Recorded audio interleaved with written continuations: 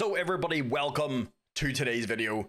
Obviously, we're going to be rebuilding Barcelona. There is going to be a few stipulations because, of course, rebuilding Barcelona with their team is very, very good. They have a lot of very, very good young players. So I've given myself a bunch of stipulations and things that I want to do, but things that are also going to hinder me a little bit, but also make the save a lot more fun. So guys, this list you see in front of you is the things that I must get done in this rebuild to finish it. I cannot finish it until I have ticked off everything on this list. The first one is must clear the 624 million in debt. I don't know how a club like Barcelona gets this much into debt. Look, they keep buying players. They've sold the rights to their stadium. They've sold their TV rights for the next 10 years. Like, look at the Dani Olmo situation. They paid 50 or 60 million for him. They can't even register him. Like, I don't understand what is going on at Barcelona. I think somebody's been drinking on their lunch break. The next one is players over the age of 30 must be sold. Look, this is nothing to do against anybody. Look, I know a lot of players over the age of 30 are absolutely fantastic, but in Football Manager, they start aging out, and usually the players who are 30 and above are also the ones on the big contracts, which leads us into number 3.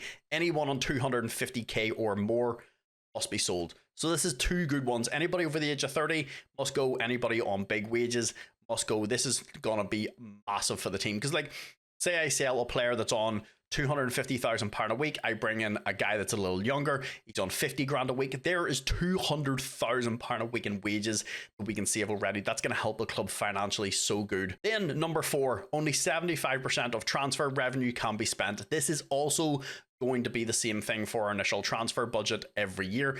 So I can spend 75% of that. So when we get our transfer budget at the end of every year, I can spend 75% of that. 25 goes back into the club. Same if I sell a player. Say I sell a player for 20 million, I can spend 17.5 million of that because it's 75%. So like I said, we're always putting 25% of what we do financially back into the club, if it's selling players or getting our initial transfer budget. So then this takes us to number 5.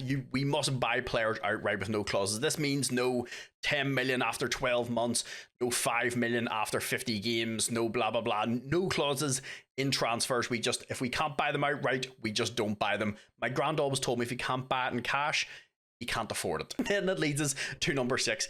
Use the amazing youth academy. Look, La Masia at Barcelona is absolutely ridiculous. Like, you've seen some of the players that they have brought through youth academy, and you know my love for developing young players. So this is something I really, really want to dig into in this save, is just building a ridiculous plethora of just amazing kids. Even if we're like bringing them in on approach of signs, if we're bringing them in on transfers, just start stockpiling a bunch of really, really good young players. Then the next one, only sign players 24 and under. Look, I know a lot of people do like 19 and under and youth only builds. I think 24 is a good age for a player to be like breaking into the first team. And at some point, that's what we are going to do, because if we sell players, we need to replace them with players that are of a good age. So I think 24 is a good age. They're not like old, they're not in their prime, they're just good enough to be in the first team, and that's exactly what I want. Then the last one is I must win a league and a Champions League. The Champions League one will be a pain in the ass, especially if we're having to sell players to clear the debt. We're going to have a very, very young team. So winning the Champions League could take a little while, but this is going to be the fun part. So obviously, with regards to Barcelona's history, look, we all know they're a fantastic team. Won 5 Champions Leagues. The last time they won it was in 2015. So I want to rectify that. I want to make them, look, everybody knows they're dangerous, but like currently of me recording this, like Barcelona are sitting 3rd in La Liga, 10 points behind Real Madrid. Like, we need to be closer than that. Obviously, 27 Spanish titles is absolutely fantastic. The last one they won was in 2023. Obviously, Real Madrid started to get a wee bit more dominant. Real Madrid are probably the better team in the Spanish league right now. So that is something I want to rectify in the save. Obviously, with regards to tactics, any tactic that I show in the save will be in the pinned comments down below. And also the person who made the tactic, their YouTube channel will also be pinned down there as well. I'm not too sure what I want to do yet with regards to like tactics. Obviously, you know I want to play 5 at the back. I love 5 at the back. It's just my thing. I think this is the version we used in the Juventus rebuild. Also, everybody, thank you so much for all the love and support in that video. It fucking absolutely blew up. So appreciate that. This is the one I used in there. Very, very good. This one, if we don't have enough defenders, I will switch to a 4-2-3-1. but I kind of want to play 5 at back. And I feel like having an inside forward and a winger and a pressing forward kind of suits Barcelona a wee bit more.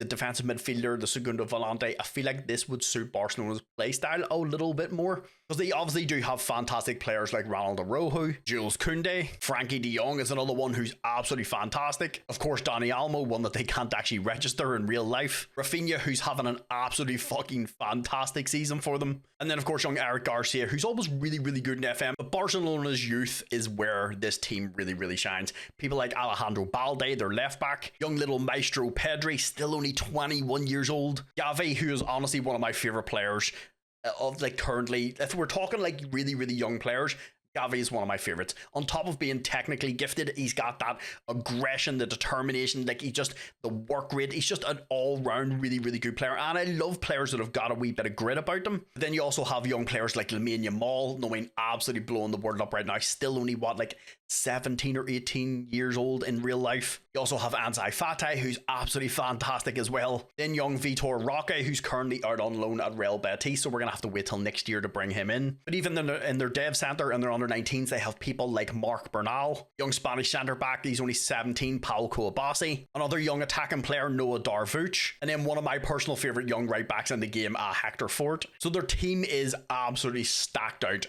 with really, really good players. But obviously, due to the wage restrictions and the age restrictions, Robert Lewandowski will have to go out the door. He's 35.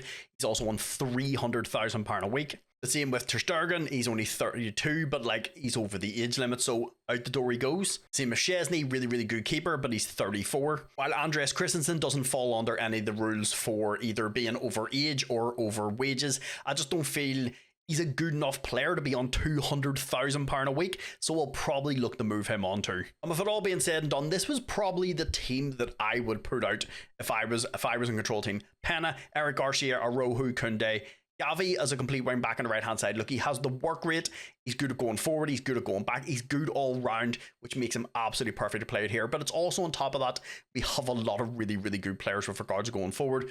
Pedri and the segundo volante, this could be him or Dani Olmo. It's just whoever's available to be play and be fit. De Jong, Balde, Ansu Fati, Lamine Yamal and Rafinha. This is a dangerous team. But the thing is about this dangerous team is we're going to have to sell players. Because the only way to clear the £624 million in debt is obviously going to be selling players. Players that if I look at this team, who would I not want to sell? Probably Gavi, Pedri, Balde, Fete, Lamine Yamal. And then obviously Pau Coabasi, Fort, Bernal, Darvuch. I would be open. Araujo, very injury prone, which isn't great. Koundé is one, look, he's very, very good all round. Don't want to sell him, but like if a really big offer come in, I wouldn't say no.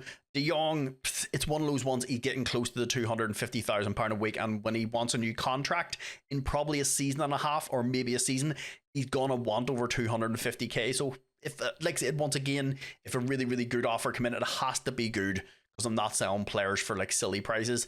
I would need to get him out the door. Rafinha, I would wait and see. I don't really know. Fernan Torres, I'm not too sure just yet. And then Dani Olmo has only just hit the club, so I can't do much about that. But boys, this is a good team. But like I said, I'm going to have to sell players. So I'm going to go do a little transfer business and we'll come back. So the first person out the door was big Ronald Araujo, who wanted to go to Liverpool.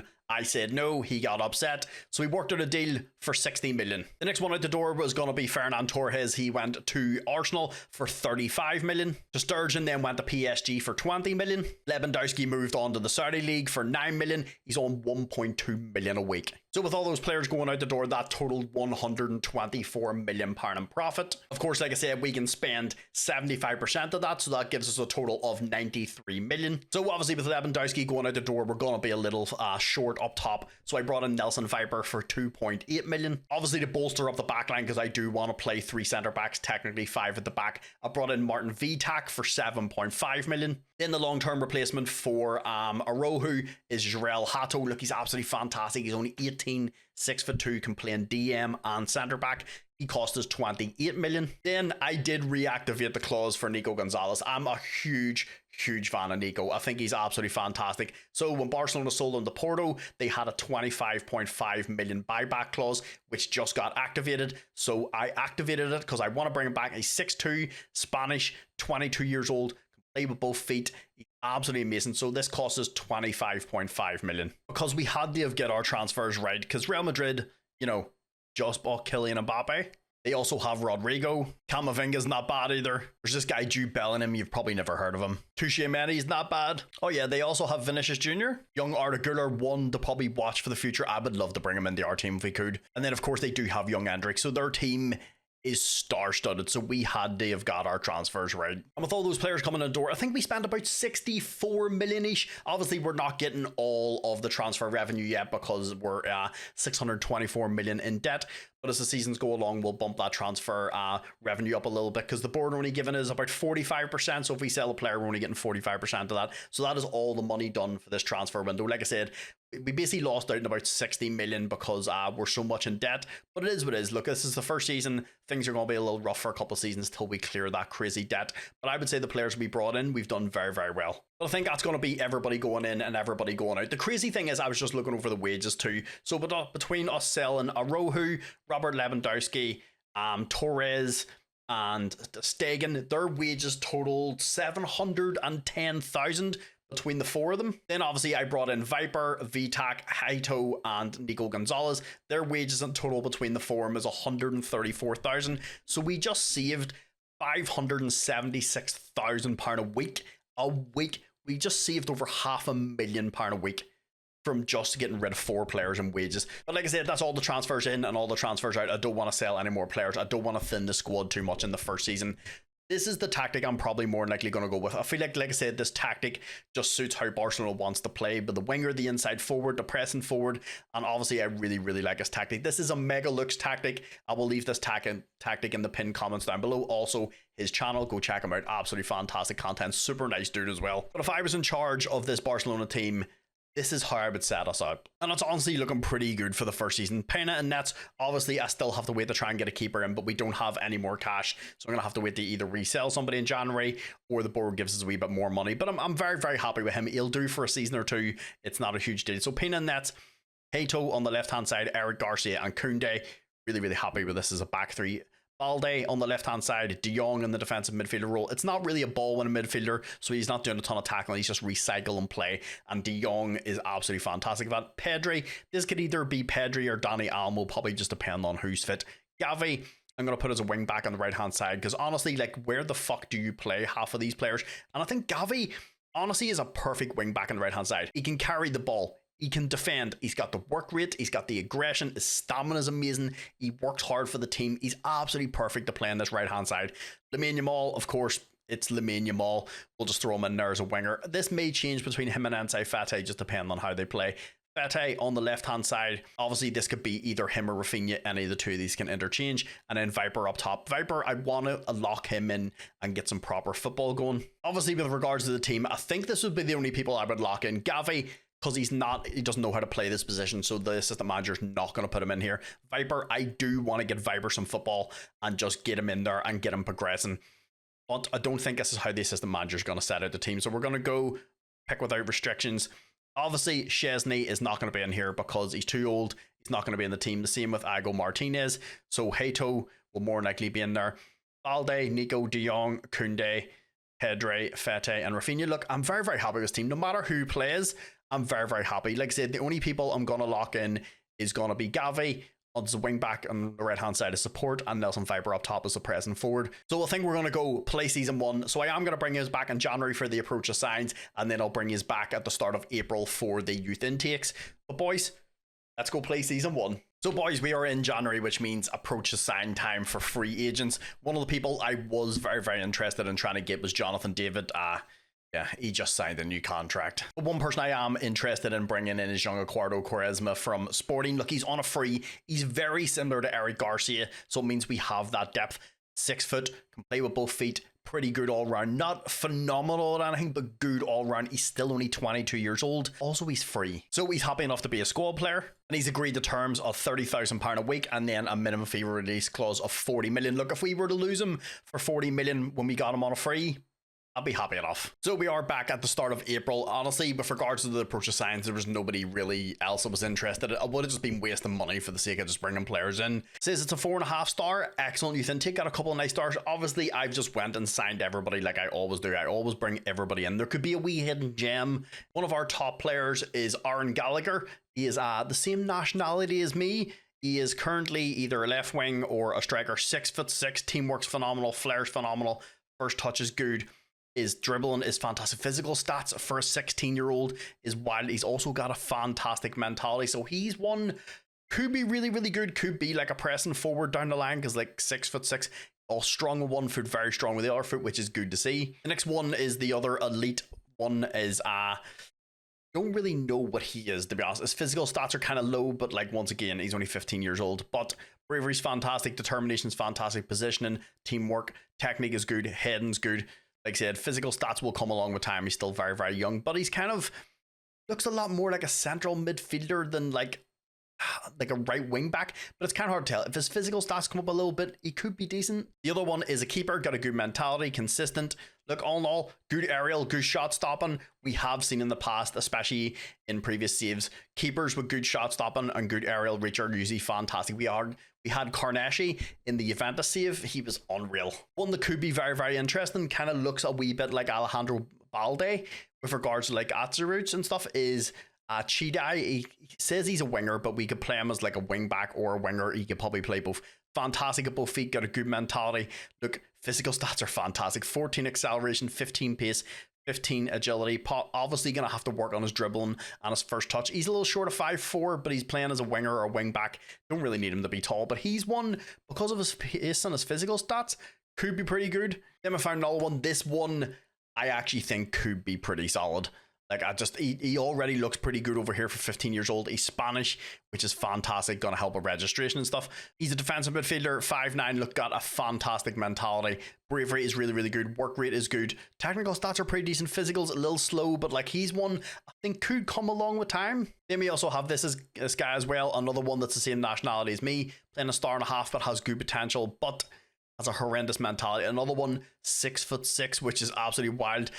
I wish his mentality was better because obviously, one, he's the same nationality as me, which is fantastic. But two, he's 6'6" as a centre back. We play 3 centre backs, so to have young players come through the youth system as good, big, tall defenders would be really nice. But like, we'll just see how he gets on. I mean, we'll see how maybe his mentality will go away. It won't, but like, I'm hoping it will. But boys, that's all the good players from our youth intake. Let's go play the rest of the season. So boys, we are at the end of season 1. Obviously, my goals for this was always fight for the title. We don't have to win every year, but just as long as we're pushing Real Madrid as hard as we can, because they also have a fantastic team. We've gutted our team quite a lot this year. So like I said, we've got a lot of young players, a lot of new blood in the team. So like I'm expecting some mixed results in regards to competitions. So let's jump over first, see how we did in the league. First year in the bag, and we played very, very well. 38 games played, 32 wins, 5 draws against the Soledad, Atletico Bilbao, Atletico Madrid, Real Sociedad, and Real Madrid. Our only loss was to Sevilla all season. That is fantastic. Goal difference of 87, which means we absolutely smashed it.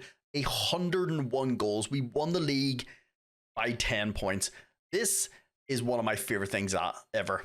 Nelson Viper in there with 34 goals for the season in the league. Ensai Fatay in there for 20. We bought Viper for 2.8 million.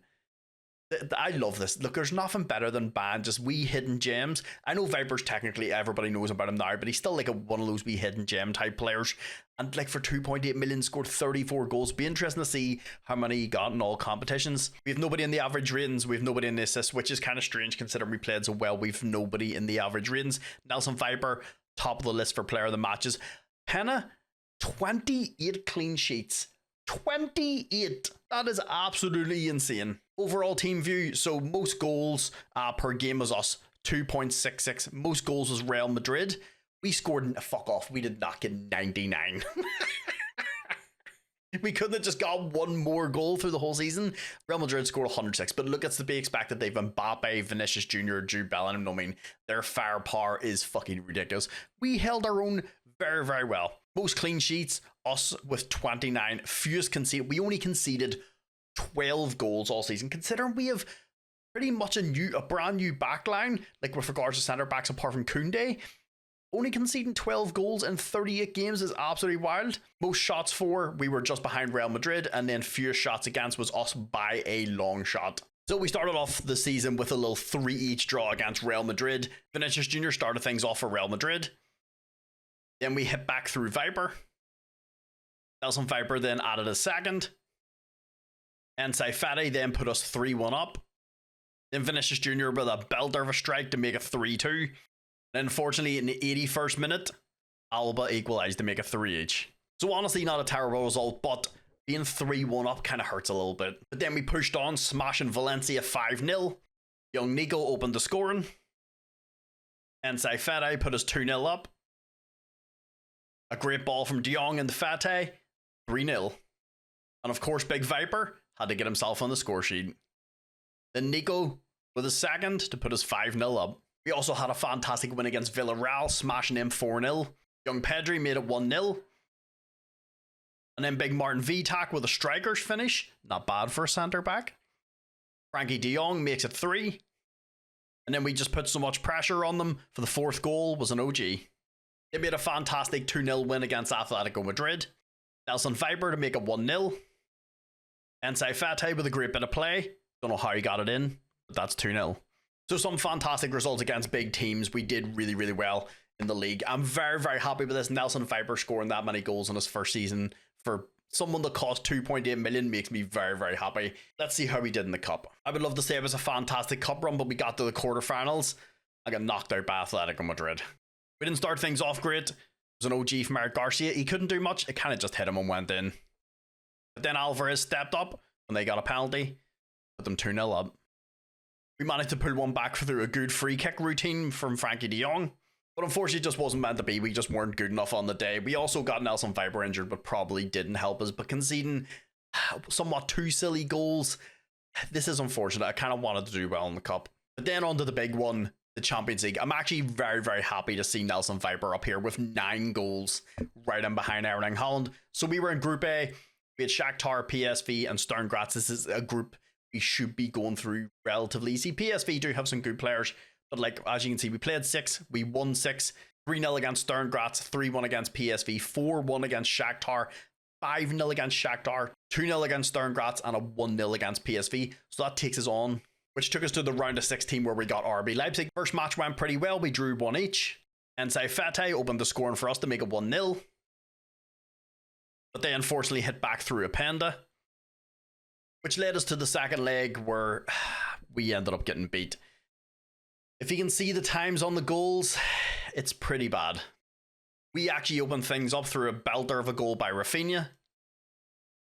Then they hit back in the 93rd minute through Xavi Simons.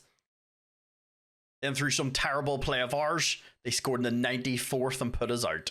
So honestly, conceding 2 really late goals, I guess, is absolutely terrible. Like, our concentration levels need to be better. But like I said, this is down.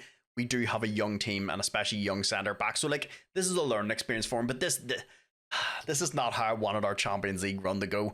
We should be beating Leipzig, even with the young defenders that we have. But to rub salt into the wound after that, we also got absolutely smashed in the Super Cup against Real Madrid.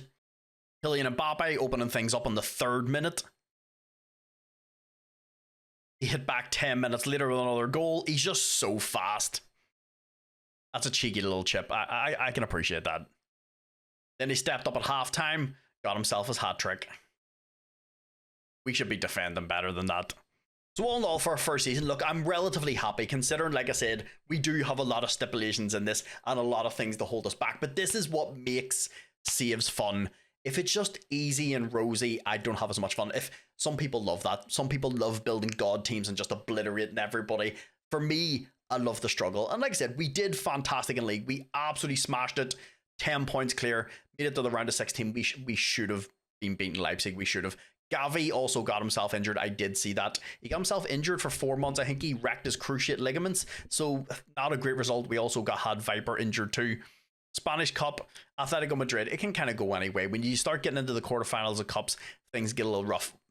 I don't think we give a good account of ourselves in the Spanish Cup. Getting beat 3-0 considering how well we were playing all season up until then.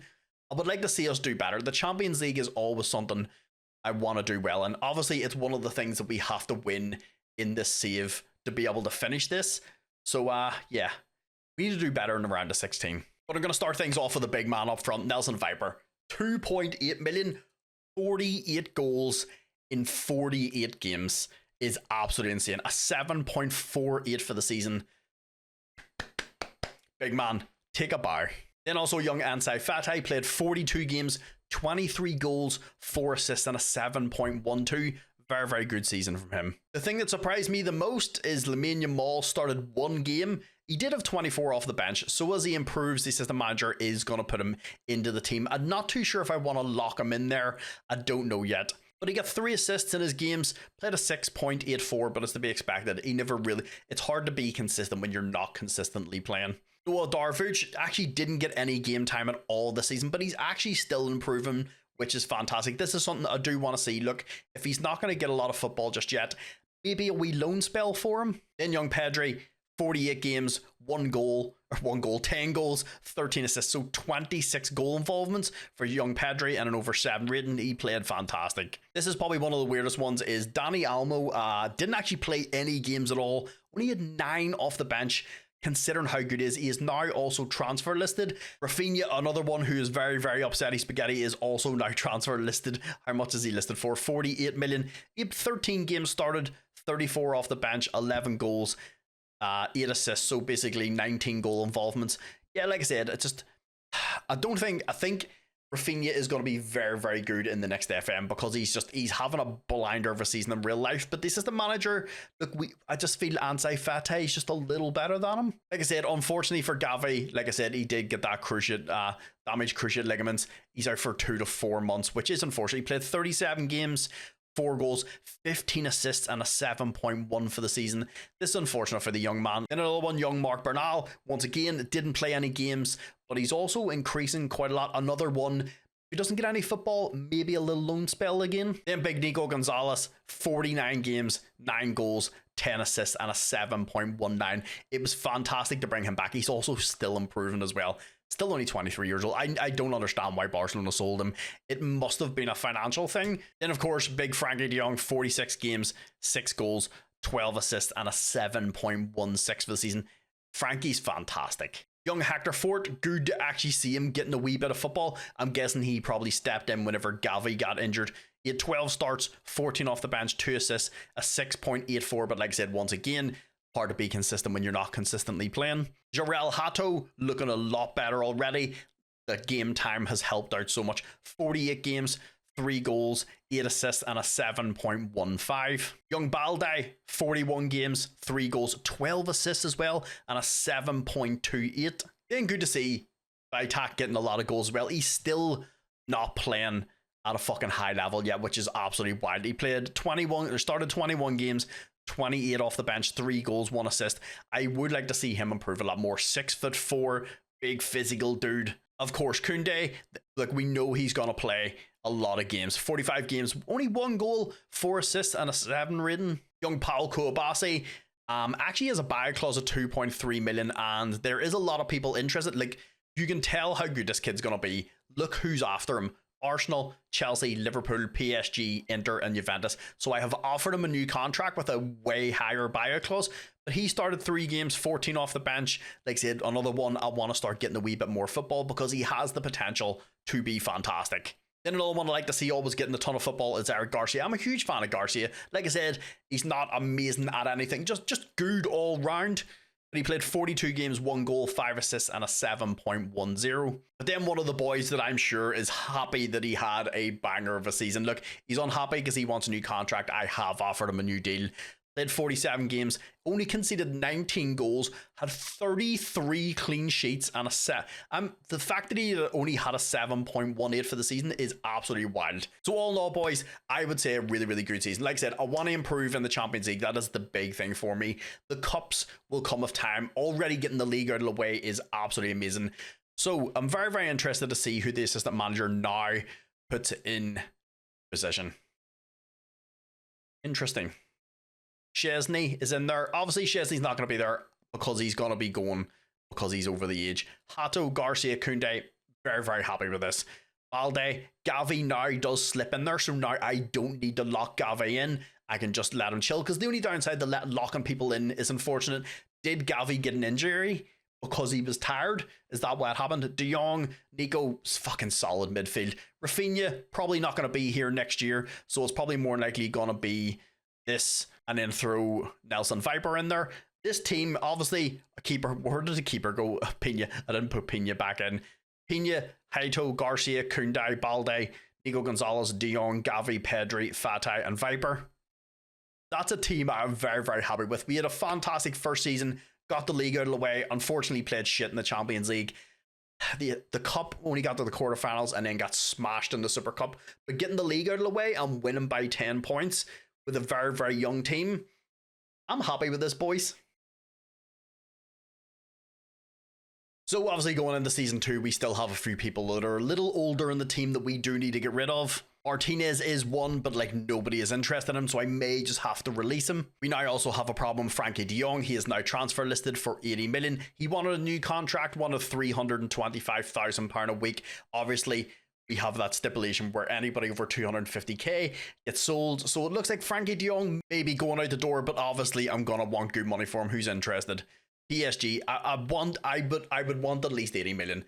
I think Frankie de Jong's one of those players, like you want 70, 80, 90 million. And like I said previously, Rafinha is also transfer listed, and so is Dani Olmo. Between those three players, I would expect us to get at least, like, you're talking 140, 50, 160 million for those three players. Obviously, if I was to try and buy Frankie de Jong in Football Manager, like you're talking like 150 million just by himself. But unfortunately, sometimes you don't get the money you want unless the Saudi League comes in. So we also got an initial transfer budget of 20 million. Obviously, I can only spend, once again, 75% of this. So Martinez, we ended up loaning out last year. I could not get a club to offer for him. He's currently out of contract. I've released him on a free. So look, it sucks we didn't get any cash for him, but it's £150,000 a week off the wage bill for a player that wasn't playing. So obviously one of the wild things about Frankie de Jong as well is we have to get rid of him in this transfer window, because if it gets to January, people are going to be able to approach to sign him on a free. Do you want to see what PSG just offered us for him though? 4.5 million. He's valued at 60 million. 60 million. PSG have come in and offered us 4.5. I think we'd take it, boys. This offer, it's too good to be true. So transfer wise, I could not get Frankie de Jong out the door. Look, I even offered him out for 20 million at one point and nobody wanted him, which is, I don't understand that. Frankie de Jong is not worth 25 to 27 million. This is a little strange. I don't understand this one, because let's be honest, if Frankie de Jong was transfer listed, like, people will be all over him. I could also not find any clubs that wanted Rafinha. But one player I could get out the door was Dani Olmo for 35 million to AC Milan. Following him out the door to Man City was Andreas Christensen for 20 million. And then the last one out the door was Langlet. He went to Villarreal for 8.5 million. So after selling those three players and our initial transfer budget of 20 million, that left us with what? 82.5 million, which means because we can spend 75% of that, it gives us what, about 61 million to play with. But the only player I actually brought in was Naipan for a total of 5.5 million. Obviously down the line, this is going to be the long-term replacement for Frankie de Jong, because, you know, we're going to lose him for free. But the great thing is, once again, after selling Langlet, Christensen and Dani Olmo, that took about £450,000 off the wage bill, and young Naipan is only on like 19,000. So that means our transfer window ends up looking like this. As you can see, we sent out 63 million and spent 5.5. Obviously, I've still a little bit of money left, but I'm not going to rush out and spend money on anybody crazy. I don't think there's anywhere we need to massively improve just yet. So like, I'm just pumping the brakes a little bit. So the other thing that is actually looking fantastic as well is our net debt, down from 624 million to 284 million. What's that, like 320 or something in around? Our quick math it's not my thing, but we've bumped off over 300 million off this, which is absolutely fantastic in one season. Granted, we got a lot from playing in the Champions League. So then with regards to the team, look, I'm very, very happy with where we're sitting right now. Not with regards to injuries. Gavi, yeah, got injured again. He came back from his cruciate injury and then got a torn knee ligaments, like fucking, I mean, like straight away. Look, 2 major injuries back to back. It just, he doesn't even have the injury prone trait, which is the most annoying part about it. For this season, once again, I am going to lock in Viper into the striker position. The other thing I actually am going to do as well is I'm going to lock Paul Koulibaly in for season. I know this could make us a little weaker, but this kid needs some football. Look, then a 2-star has 4 to 5-star potential in this team. If we can get him football, he can be fucking fantastic. That's the only people I'm going to lock in. I'm just going to let everybody else just do their thing, and hopefully we can get some football. Naipan, I'm not too sure. I'm going to come back and reevaluate Naipan in January. If he's not getting any football, I'm probably just going to loan him out. I'm interested to see what the assistant manager's pick is now, though. He still doesn't put, after the season Viper had, he's still not putting them up top. Rafinha, Pedri, Gavi, I'm happy he's in there. Koundé, Hato, that's a really, really solid backline, but I do want Paul Koulibaly to basically, eventually I would like Paul Koulibaly to either take Koundé or Garcia's spot. Hato, once again, need to get him in, get him some football, but he is going to start, so that's going to be a good thing. Everybody else, I'm very, very happy with. Boys, that is all the transfers and everything out of the way. Obviously, I'm going to bring you back in January once again for all the approach signs, and then I'll bring you back at the start of April for the youth intake, praying for some absolute banger players. But boys, let's go play season 2. So we have got to January and to the approach signs. Obviously, one of the people I want to bring in is Gabriel Vega, but when you go to the approach sign right at the start of January, he wants like £250,000 straight away. So I'm going to hold off on signing Vega. I'm going to wait till like April, a wee bit closer to the end of the season. I do this all the time.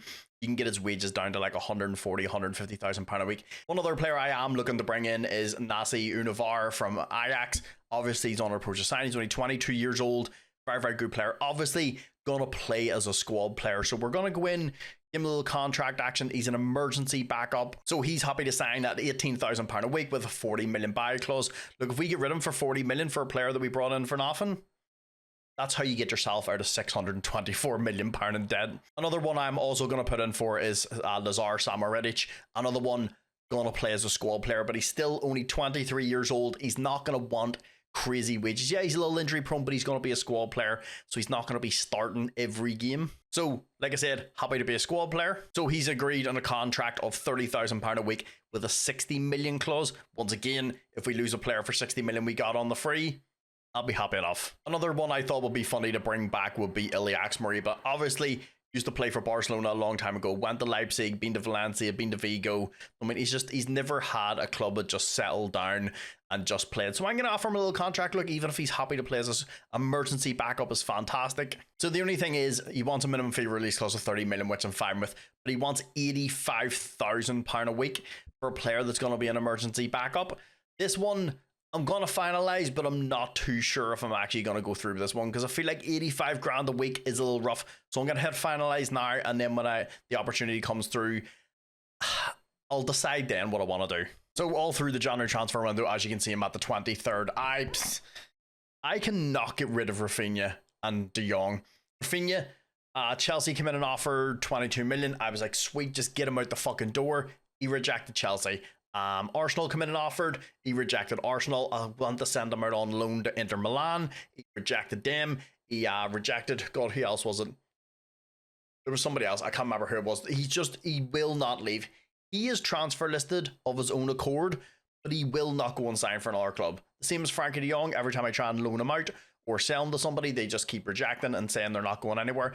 He says he's going to run his contract out and leave on a free transfer. Honestly, I wish he'd just fucking leave now.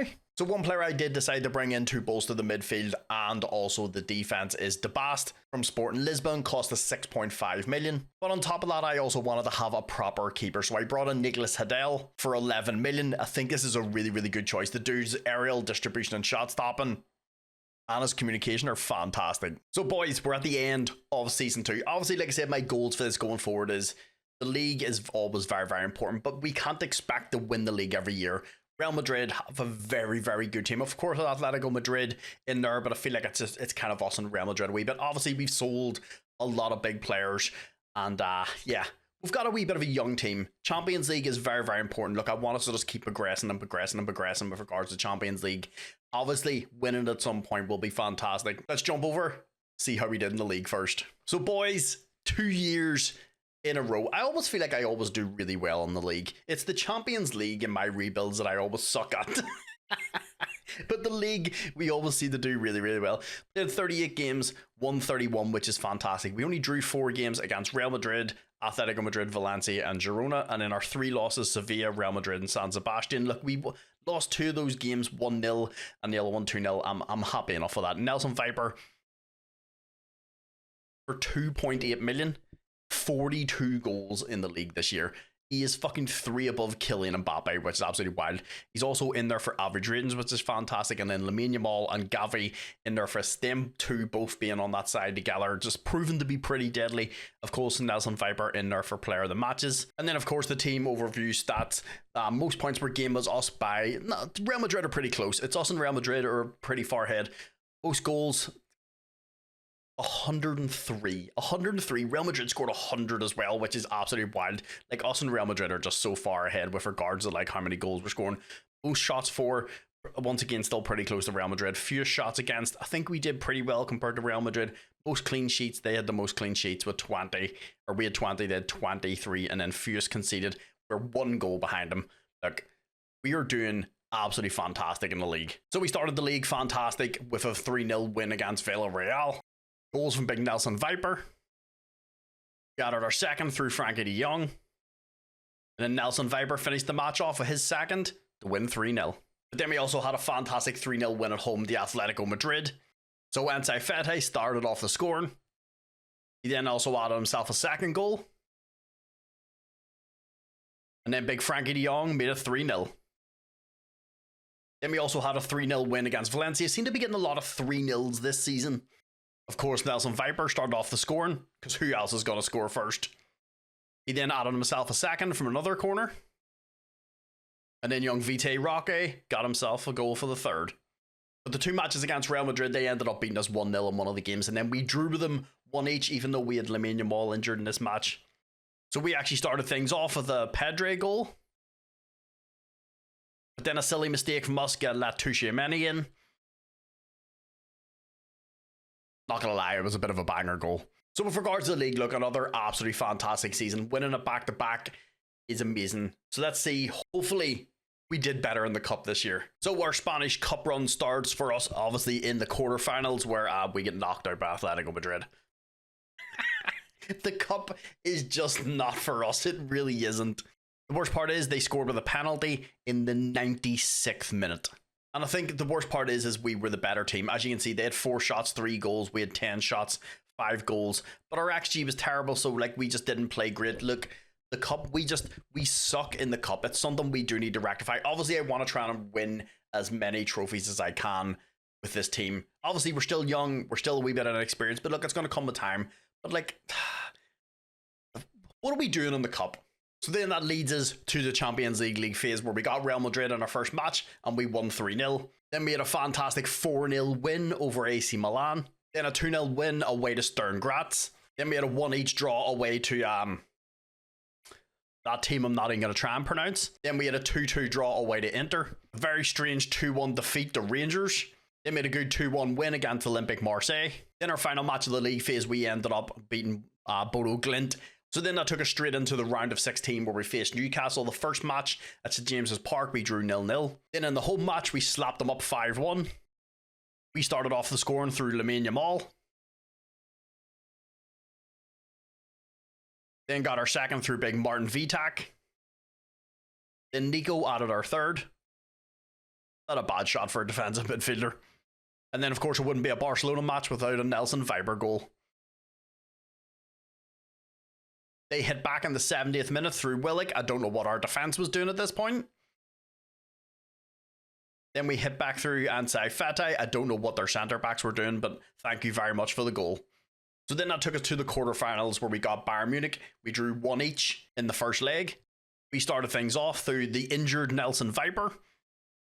But then they got one back through Harry Kane. Then that took us to the second leg at the new camp, where we won 1-0. Viper got injured again. Our only goal was scored through our defensive midfielder, Mark Casado.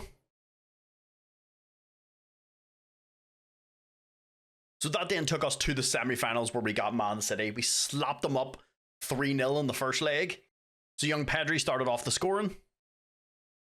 De Jong then added a second. And then young pal Victor scored a third. Then that took us to the second leg. It wasn't as exciting as the first leg, but we drew 0-0 at Man City's ground, which means we made it to our first Champions League final, where we faced off against Liverpool. Nelson Viper got a penalty. Then we added a second through young Nico, where we ended up winning our first Champions League. We were lucky enough. The great thing is, look, Darwin Núñez got sent off in the 8th minute. This massively helped us. They were a man down from the 8th minute. Look, the match could have went any other way. Liverpool have a ridiculous team. They still have Mohamed Salah as well. Just shows you how good their team is. But like the fact that Viper got the penalty and then Nico finished it off to win our first Champions League. Look, boys, I'm not going to lie. I thought it would have took us a few more seasons. And you know, I'm really, really honest. Look, sometimes you're going to win the Champions League a bunch of times. Sometimes you don't. The Juventus save that we had last week, that team was amazing.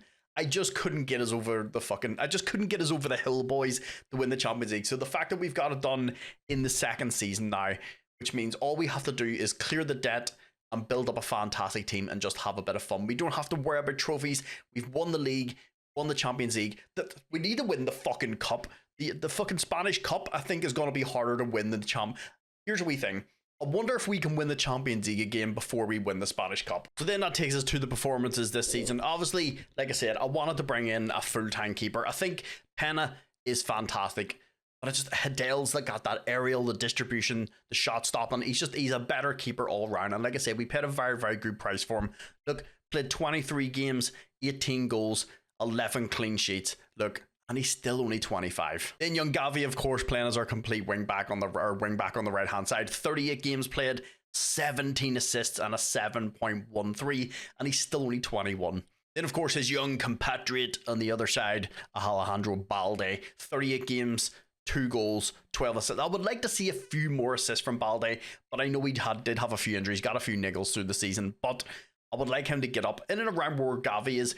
Look, that's sort of like 15 to 20 assists a season. It really, really does help out. Then, of course, the big man at the back, Koundé, played 39, 2 goals, 5 assists. But the only thing is he now wants a new contract and wants £350,000 a week. I have tried to offer him £245,000, obviously, because with this save, we have to keep the wages under £250,000 a week. So it's kind of looking like Koundé is going to go out the door. As you can see, he's transfer listed because he's very, very upset. He's spaghetti. Then, of course, young Paul Kouabasi looks starting to progress very, very well. Played 46 games, so locking him in did help him quite a lot. He got 3 goals and a 6.93. I would like to see that average rating come up a bit, but he has 4 to 5 star potential. Look, if he can add another 1.5 stars on top of this, I'll be very, very happy. What's he upset about? He wants a new deal, not a problem. He's definitely getting the new contract. Then Big VTAC, one strangely didn't really get a lot of games started. 2 games started, 33 off the bench, 4 goals and a 6.9. Then, of course, our other man at the back, young Jarrell Hato, he is progressing. He's starting to look very, very good over here. 43 games played, 2 goals, 10 assists from a centre back is absolutely fantastic. Then young Hector Ford, once again, another one I would like to get a wee bit more football. He only started 6 games, 17 appearances, and like I didn't lock Gavi in, so I was hoping he would have got a few more games, but Gavi's one of those players. He plays all the time. He had those few injuries last year. I think he pretty much played all of this year, so we only had 6 starts, 17 off the bench. One I would like to see get a wee bit more football, because I like Hector Ford. Then, of course, Big Nico. Look, this was one I definitely wanted to bring back. Obviously, he's a fantastic player. Barcelona had a lot of financial problems and got rid of him, got them out the door. Also, they have a bunch of fantastic players, but I wanted to bring him back, and I think this is a really, really good choice. Look, played 37 games, 5 goals, 6 assists. Not bad for a defensive midfielder. Marc Bernal is one I think I'm definitely going to loan out this year. I think we need to get him out and get him some football. He's 19 years old. He only started 2 games this year, 2 off the bench. So he's one definitely want to get out the door, because I think he has very good long-term potential, and he's not going to get any better if we don't play him. So I think I'm going to try and loan him out this year. Rafinha, of course, going to be going out the door. He's just going to run his contract down. This is just so annoying. Like, I don't understand how I could not get him out the door. Just he wanted to leave. Look, he's still transfer listed. He's transfer listed by his own request. I got him at least 5 to 6 teams. 4 of those were probably really good teams. One of them, I think, was Arsenal. Just didn't want to leave. And then, of course, young Pedri. Look, our little maestro.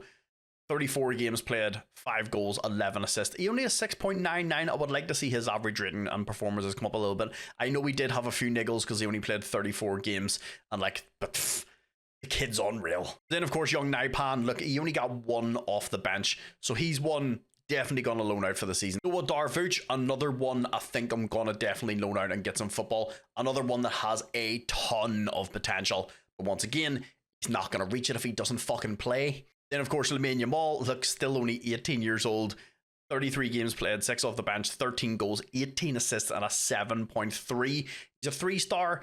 I would say he could hit his 5-star potential. I think he could. He's already absolutely fantastic. Then young Ansei Fete seems to have done pretty well. Another one, didn't really play all the season. He is also injury prone, so that probably played a huge part too. Played 34 games, starting 10 off the bench, 15 goals and 3 assists. Young Vitor Roque started 0 games, 22 off the bench and 3 goals. Another one I would like to see get a wee bit more football, but when he's in behind Nelson Viper, it does make it kind of difficult, because Nelson Viper scored 50 goals this season. Started 44 games, 50 goals, 3 assists, and a 7.62. So that means in his first season, he scored 48 goals. In his next season, he technically scored 60 because we've played in a few competitions. So the kid scored 108 goals in 2 seasons. I would say for 2.8 million, a pretty good fucking deal. So then with regards to all the competitions, like I said, the league absolutely smashed it. We're still in this World Club Championship fucking thing that's going on. It's us and PSG in the semi-final. I'll let you know at the start of the season who wins that. Obviously, winning the Champions League was absolutely fantastic. I went too far into the season. I forgot I forgot where I was, so it's now into the start of like the next season. But we won the Champions League. Obviously, the UEFA Super Cup has still to be played. It's us against Spurs. Interesting. Spanish Cup, like I said, we did terrible. We only made it to the quarterfinals. We need to get it together. Like, I want to win this. Like I said, I feel like I could win another Champions League before I win the Spanish Cup. And the team's just getting better and better. Of course, obviously, we have to offload some players. Frankie de Jong has to go out the door because of his contract. Rafinha is just apparently running his contract down. And then we also have to get rid of Koundé because he wants bigger wages. But boys, a fantastic second season. I'm going to go do some transfers, get some people at the door. Let's jump into season 3. So transfer wise, one of the first people we got out the door, well, I say we got out the door, was Eric Garcia. I didn't want him to leave. Spurs come in, offered, he got upset. We wrangled a deal. Worked out at 37 million. Would have liked a little bit more money, but it is what it is. Then finally, we were able to get rid of Frankie de Jong. Once again, a player I don't want to get rid of. The best thing is, right, he wanted like £325,000 a week playing for us. He went to City and he's on 210.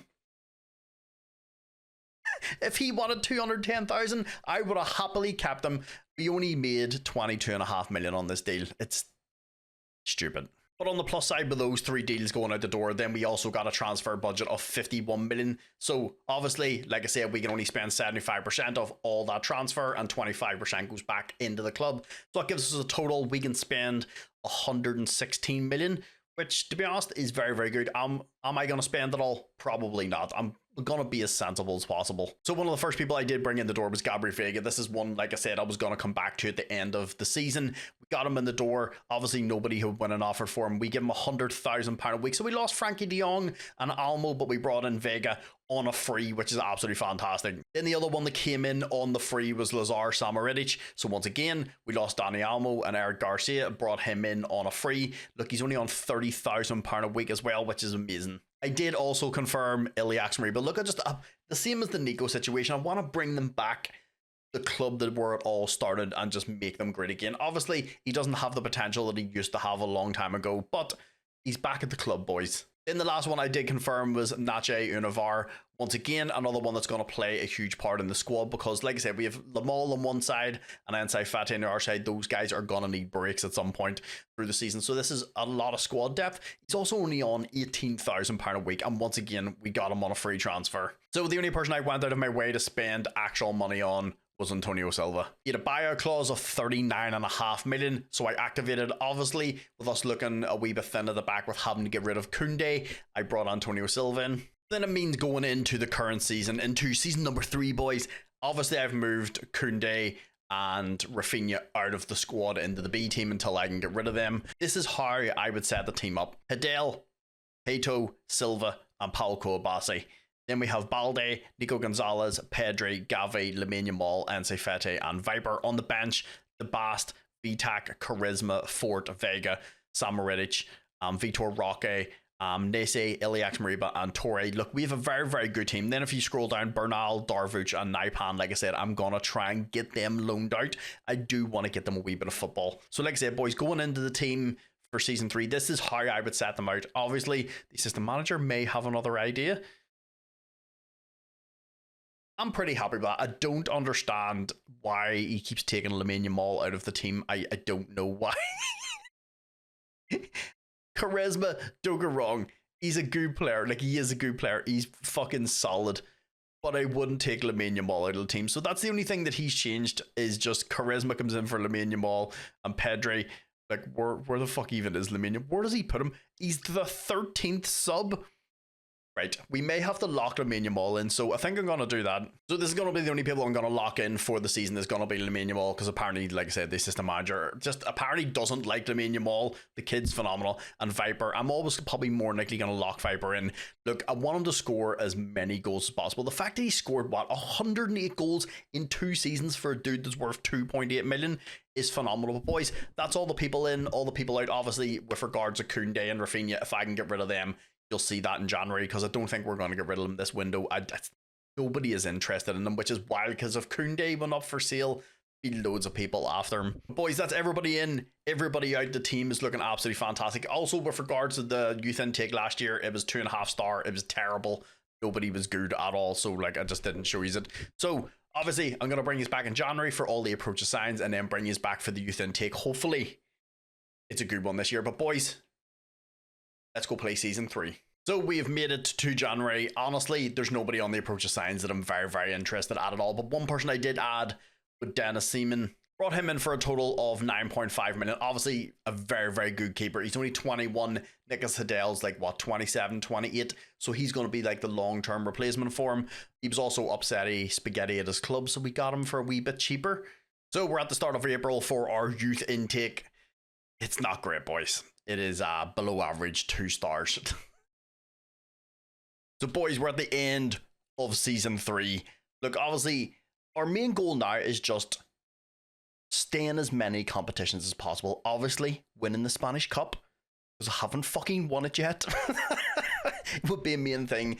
Obviously, last year with winning the Champions League was absolutely fantastic. And like I said, every year I don't expect us to win every competition. Look, I know we're Barcelona and you see the flag, but like, we're a very, very young team. Like, our captain is Gavi.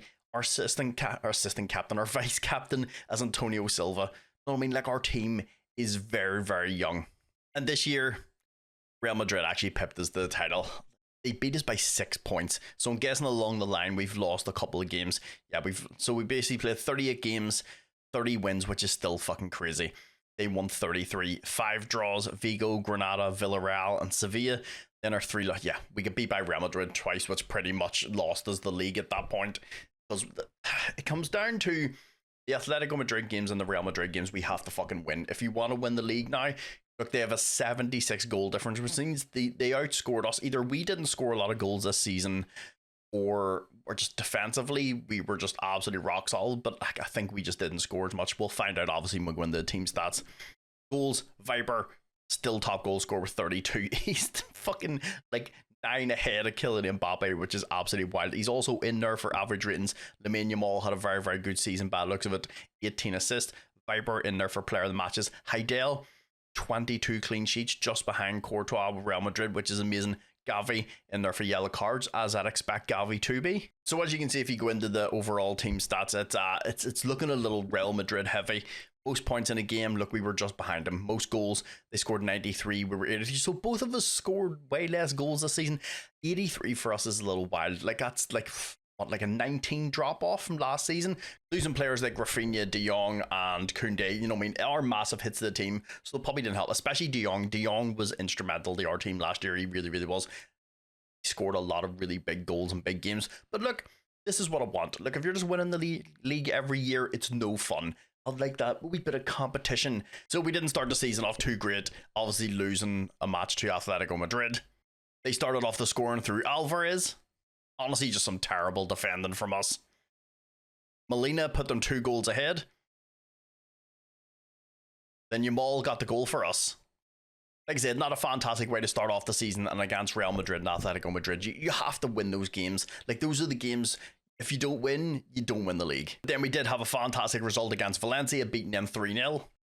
Young Nico started off the scoring. That was a nice header, I'm not going to lie. Nico then got himself a second goal.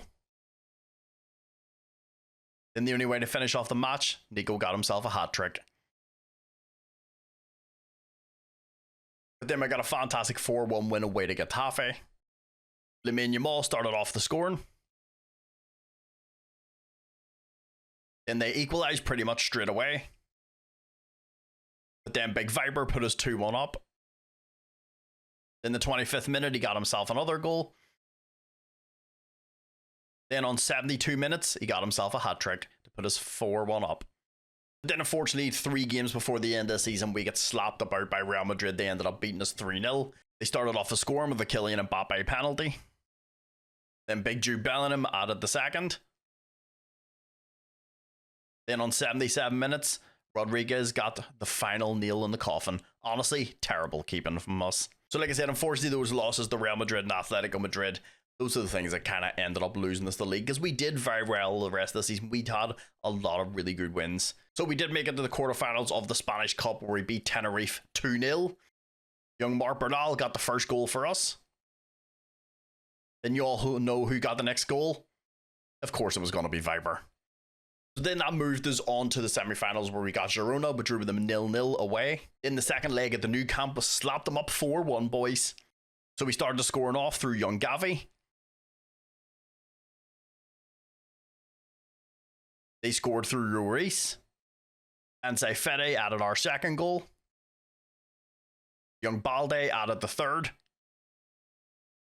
Then young Yamal scored the fourth to take us to our Spanish Cup final, where we faced off against Real Madrid. Lamine Yamal started the scoring for us. Not gonna be a nice solo goal. Then Real Madrid got back into the match through Heidel OG.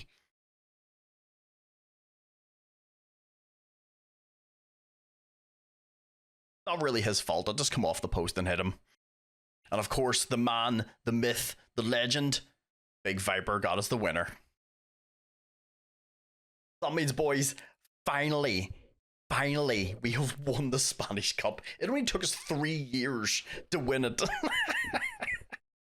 This is so nice. Look, we may have lost the league, but at least we got the Spanish Cup in the bag, boys. So, let's see how we did in the Champions League this year. So we started things off in the league phase with a great 2-1 win over RB Leipzig. Then we faced off against Ajax, another 2-1 win. We slapped up Dynamo 3-1. We had a 0-0 draw with Olympique Marseille. Beat Manchester United 2-0. Drew 1 each with Atletico Madrid. Beat Sparta Prague 2-0. Then in our final match of the league phase, we beat RB Salzburg 5-1. So then that took us to the round of 16 with the first leg. AC Milan actually beat us 1-0. Big Scamacca scoring the only goal of the game. So then the second leg we drew 0-0, which means AC Milan put us out in the round of 16.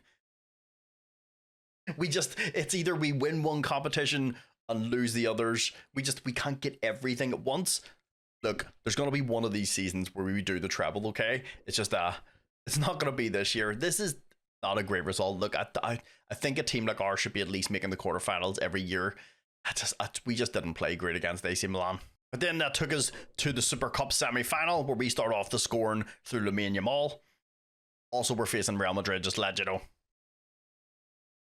But then, of course, Kylian Mbappe with another penalty. So that was 1 each, 3 extra time and full time. So it took us to a penalty shootout. Mbappe scored his goal. We hit back 3 and Fati. Of course, Big Jude's not going to miss. Pedri stepped up for us. Vinicius Jr. Nazi Univar. That was a cheeky little chip like that. Alba also scored his. Gavi stepped up for us. Militao missed their penalty. Valverde scored. Balde scored for us. Orval scored for them. And for some reason, it didn't show it in the replay, but Martin Vitak did actually miss the penalty for us. Bernal and Vitak both missed. I don't know why it didn't show that. It showed all the Real Madrid penalties. So we ended up losing the Super Cup final to Real Madrid. Look, we got to the final, played well, took them the whole way to penalties, and that's all I can ask from the boys. And this year we did fantastic. Apart from the Champions League, I still feel we should be hitting the quarterfinals. But look, we took Real Madrid the whole way to the end. Like I said, just losing those games against Real Madrid lost us the title. Champions League next year we need to do better, even though we won it last year. But like I said, the Champions League's hard. Like, winning it back-to-back's rough.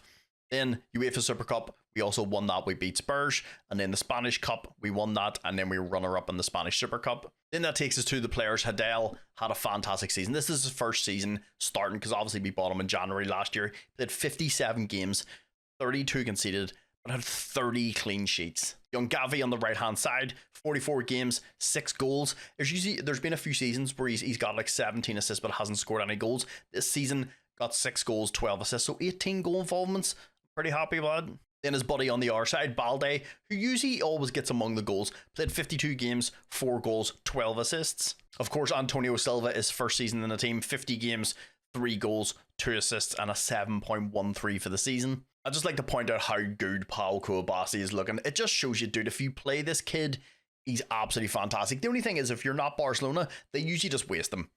If you could get a chance to ban him at the start of the game, I highly recommend ban him. Even if you just ban him, loan him out for a couple of seasons, get him some football. Like, this is what, 3 seasons in? Look how fucking good he is, and he's not even anywhere near his full potential yet.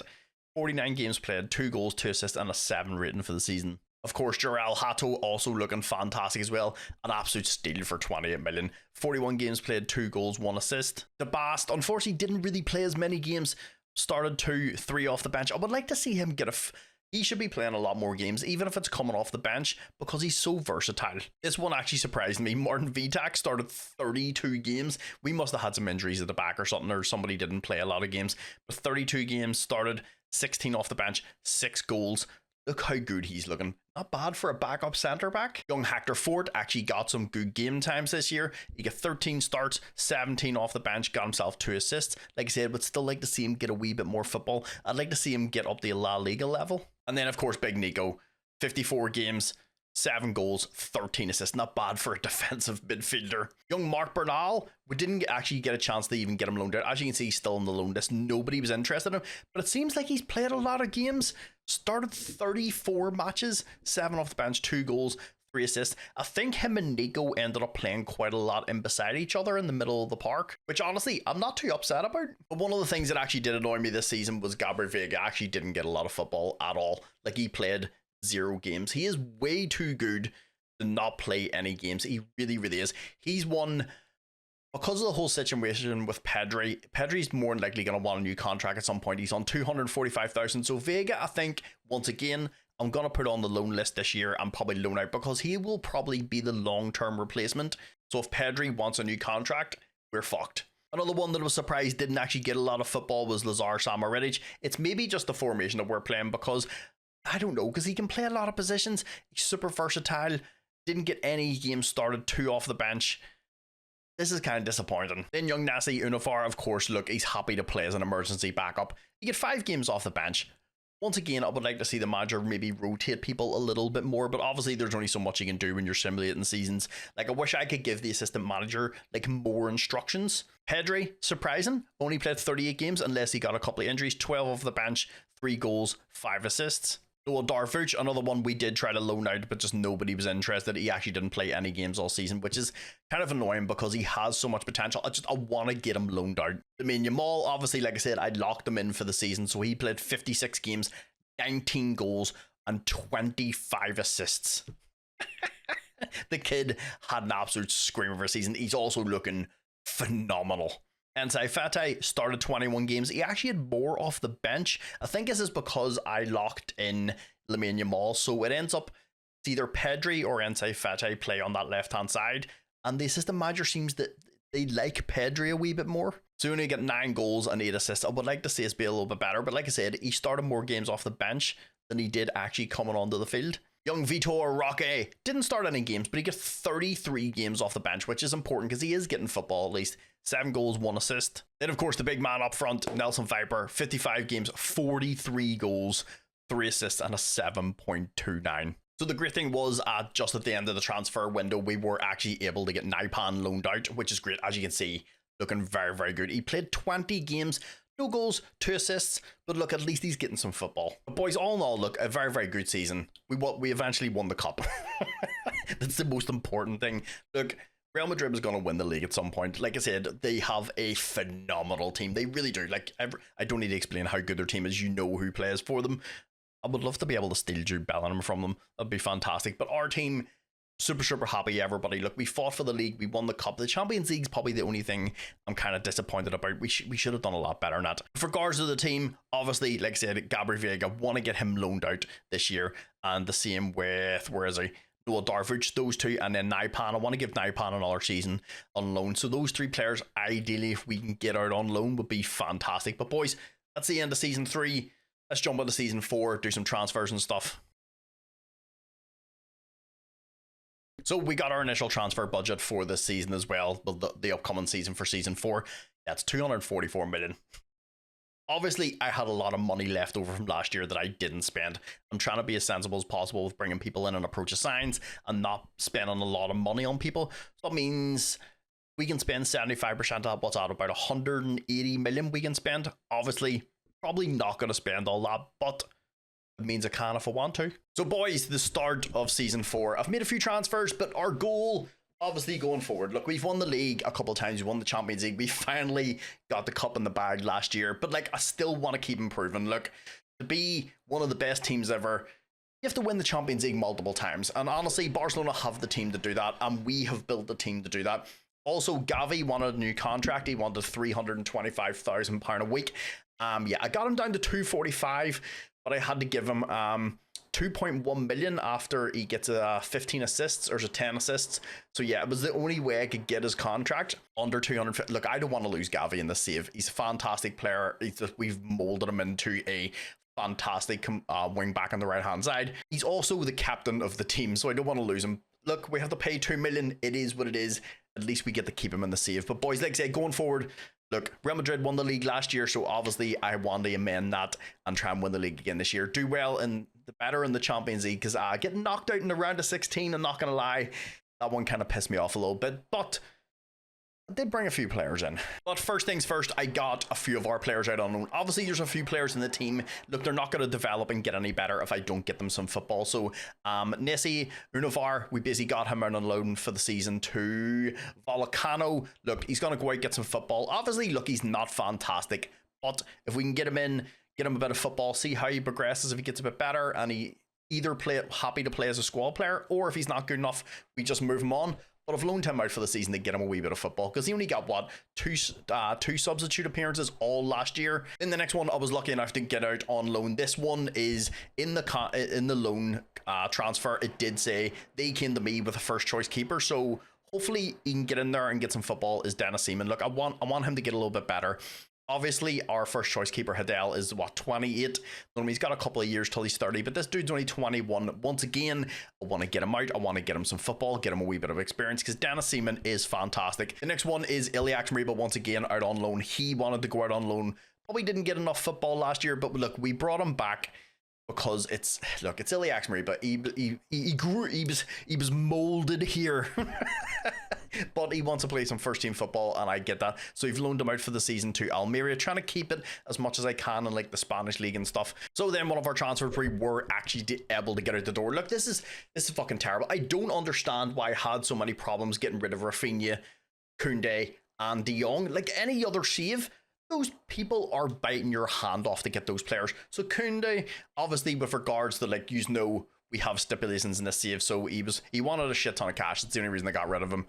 But we only got 15 million for him out to Newcastle. I feel like I should have got more money than this, but look at his fucking price now, 100 to 139 million. It's absolutely wild. Also on top of that, of course, Rafinha wanted to run his contract out. He ended up going to PSG. But the one big signing I brought in this year was Simic Kilshoy. We paid a total of 38 million. Look, I had him on my short list.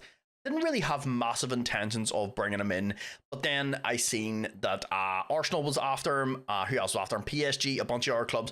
They were offering like 34 million. I was like, look, this is too good of a deal to knock it over the door for that price tag. And look how good he is already. He is phenomenal.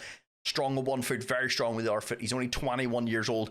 Good mentality, super consistent. Stats are fantastic. So we brought him in. This really, really does help bolster the squad. Our forward line, it's looking pretty beefy. So obviously this is all the transfers that went. Simic coming in, and then all the people going out on loan, and then obviously the Koundé one, I don't know. I actually had to go and type Koundé's name in. I don't know where it went. I don't know where Charles Koundé has actually disappeared to. Like, the transfer is not here. I don't know where the fuck it is. So if anybody can please explain that. I actually had to go and type his name in up in the search bar to find him. I was like, hold on, where's the 15 million transfer for Koundé? But anyway, with Koundé going out the door, that gives us what, 18 million and transfers out, and then we paid 38 million in. So like, if you look at the bill, we still have 228 million left in the transfer budget. And then if you go to finances and go to debts and loans, we are currently at fucking zero.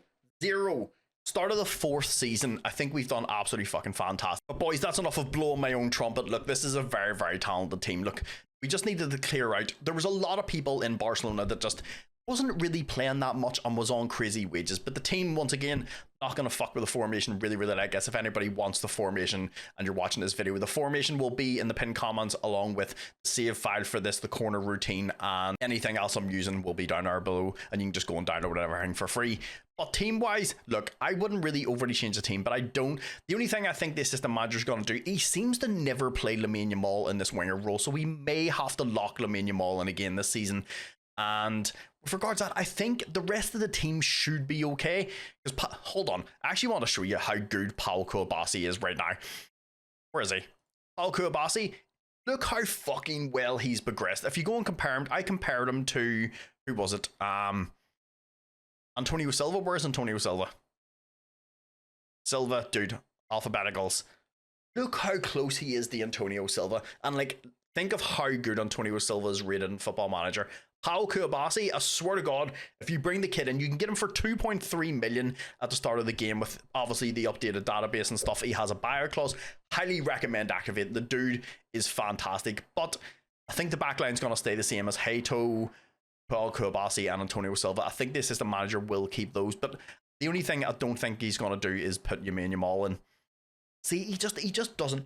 Oh, Simic goes in over Nelson Viper, which to me is kind of wild, because Viper would be the only one I would kind of lock in. I think maybe. Look, if you look, Viper, first season, 48 goals. Second season, 60 goals.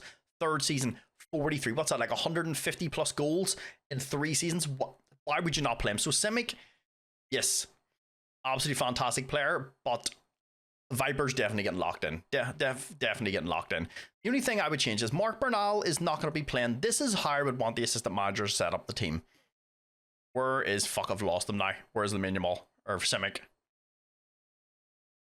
I'd probably go Simic, because Simic's not as injury prone as Anse Fati. Anse Fati gets injured quite a lot. This is probably be the team that I would put out. Hadel, Hato, Koulibaly, Silva, fantastic backline. Balde, Nico, Pedri, Gavi as our slash midfield wing backs. And then Lamine Yamal, Simic, and Viper.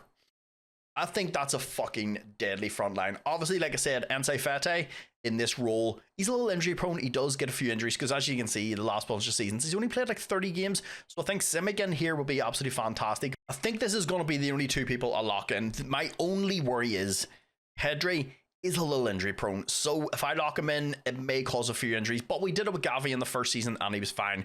So I'm thinking if I lock Pedri in here, his first initial thing is going to be to play Lamine Yamal as this winger, and then Simic can play on both sides, so that's a fantastic thing. He can interchange anywhere, and I'm hoping he puts Nico into the DM role. But boys, that is all the transfers and everybody we've brought in. I think we've built a fantastic team. Obviously, want to get the league back this year. We need to do better in the Champions League. We were absolutely fucking shocking last year in the Champions League. We won the cup, which is really, really nice. But that's everybody in the door and everybody out the door.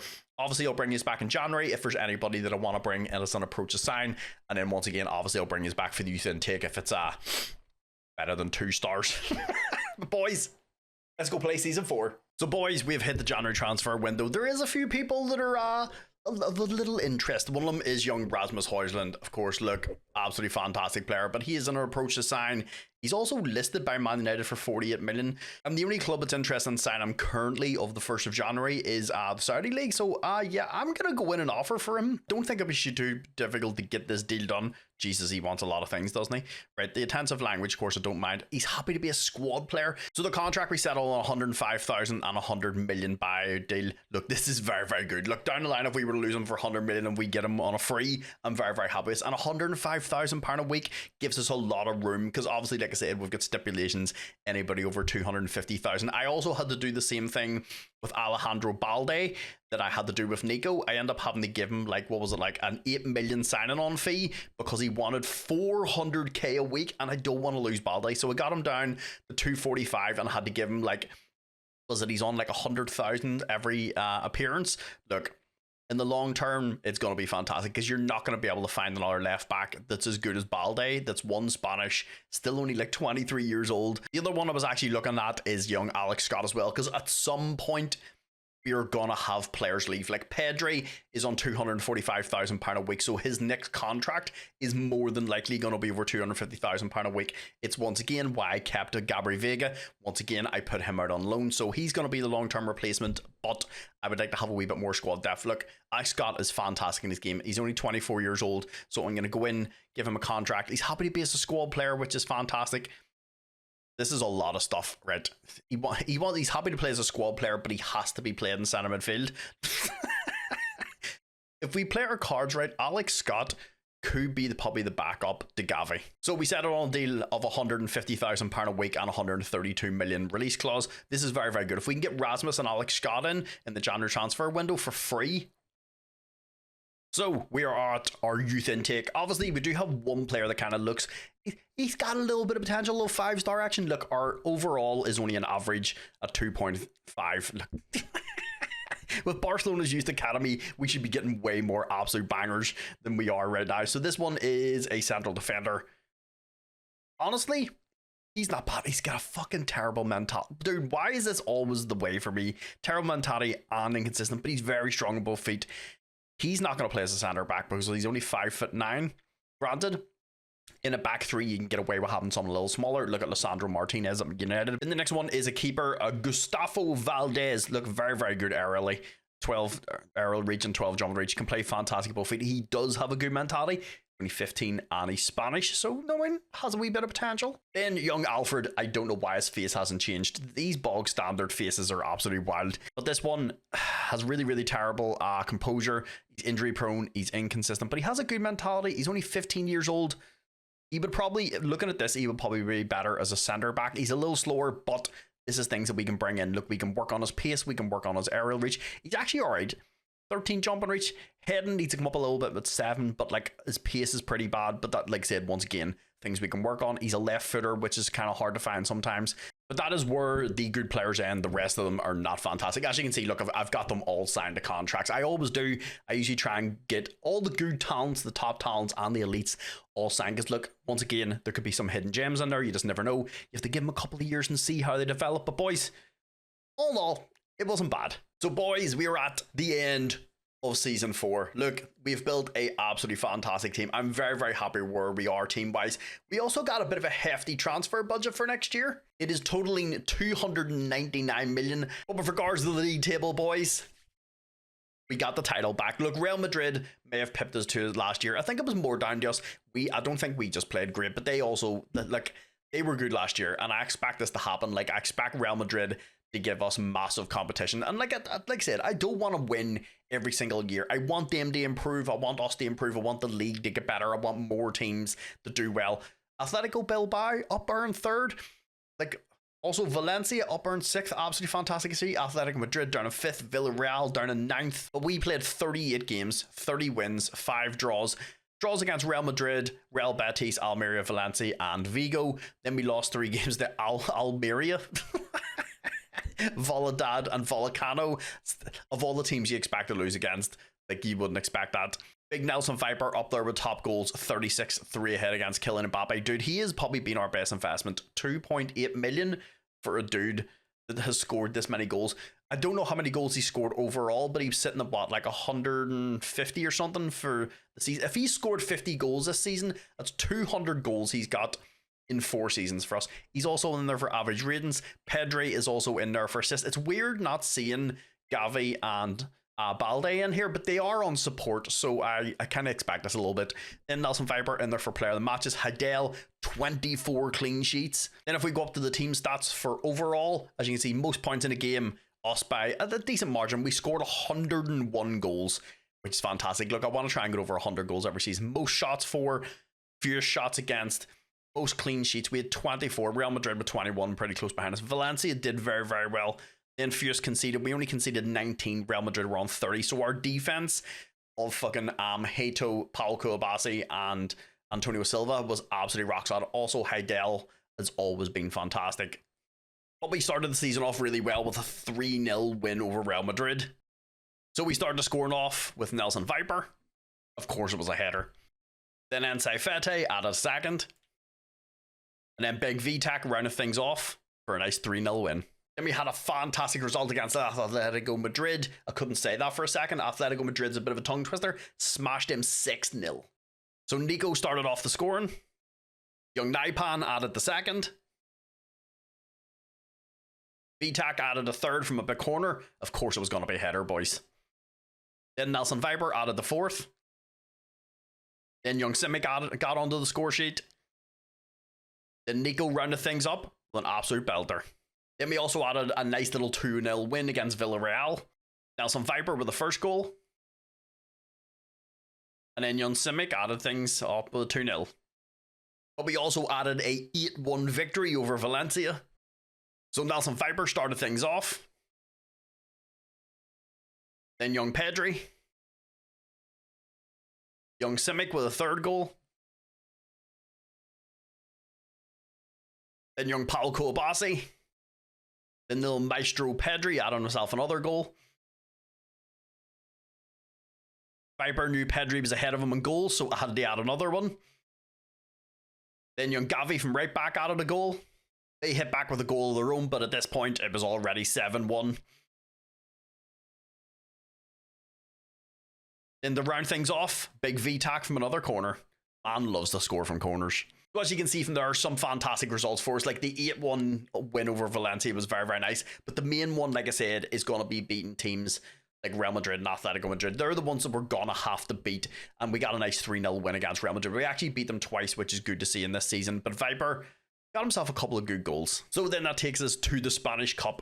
We made it to the quarterfinals and we ended up beating Espanyol on penalties. Pedri and Lamal scored the goals for us in open time. Then that took us to the semi-finals where we got Atletico Madrid. The first leg we were at home. Lamine Yamal scored the only goal of the game. Then that took us to the second leg of the semi-final. They were at home this time. Young Naipan scoring the only goal of the game. So then this took us to the final against Girona. Viper scoring the opening goal. Wee bit of a deflection, but you'll take them in cup finals. Young Simic added the second for us. It's nice to have a player that's great with both feet. Then the 94th minute, young Gavi added the third. So boys, the cup that has evaded us for nearly the whole of the save. Obviously, we won it last year, the first time after 3 seasons. So to win it back to back, boys, just so much relief is just falling on me. But joking aside, obviously winning the league back after Real Madrid win that last year was fantastic, and then also taking the Spanish Cup. But then this takes us to the important thing where I think we should always be doing well, because we get knocked out in the round of 16 last year, which is honestly for a team our size is unacceptable. So let's go see how we did in the Champions League. So in the league phase, as you can see, we absolutely kicked some ass, boys. I'm not saying that this is where we should be every year. Obviously, I would say we should be in this top 8 every year. We should be in here regardless. Look at the amount of English teams is in here. It's fucking insane. Aston Villa, Arsenal, Liverpool, Newcastle. It's wild that Aston Villa's in here. City are down in 11th. Is wild. Real Madrid down in 10th. Bayern in 13th. United in 16th. Celtic up there in 15th. They did pretty well. But then you have teams like fucking Borussia Dortmund in 33rd. Right, I'm getting sidetracked. But anyway, look, we went undefeated, which was fantastic. Played 8 games. We won 6. Against Napoli 4-0, Slavia Prague 4-0, Juventus 2-1, Atletico Madrid 2-1, RB Leipzig 4-0. We beat Wolfsburg 1-0. That's sad to see, my German team, Wolfsburg. Then we had 2 draws, one against Liverpool, 1 each, and then 1 against Roma, 1 each. So 2 draws. No, I mean, it's not too bad. Undefeated in the group stage, where we should be, boys. Then that took us to the round of 16 first leg where we got Celtic. Viper scored the first goal from us. Of course, it was a header. What else would it be? Lamine Yamal added the second with a nice finish into the bottom corner. We were at home for the second leg where we beat them 2-0. Nelson Viper opening the scoring with another header. Then he added a second with a nice little penalty. Then that took us to the quarterfinals against Man City. We beat them 4-1 at the Etihad. So we got things rolling with Nelson Viper. Of course, another header, boys. Nelson Viper then added a second with another penalty. The keeper was close to that one, I'm not going to lie. Then an own goal from young Florian Wirtz. He couldn't do much about it. It just got kicked off him. Then Man City hit back through Frankie de Jong, of all people. They also noticed they have Florian Wirtz too. Then the 94th minute, young Naipan added a little wonder goal to make it 4-1. Then that took us to the second leg where we were at home, where we beat them 3-1. That's 7-2 on aggregate. We started the scoring through young Kouabasi. Young Maestro Lil Pedri stepped up to make it 2. Nice ball from Gavi into Fatai, made it 3.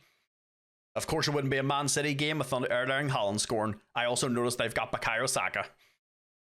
He's just so big. How do you stop him? So then that takes us on to the semi-finals where we got Arsenal. We beat them 5-0. We started things off with a goal from Nelson Viper. Who else would it be? Then Nico scored to make it number 2. Then Nico stepped up to make it 3-0. Nelson Viper was like, hold on a second, Nico. I'm the one that scores here, to make it 4.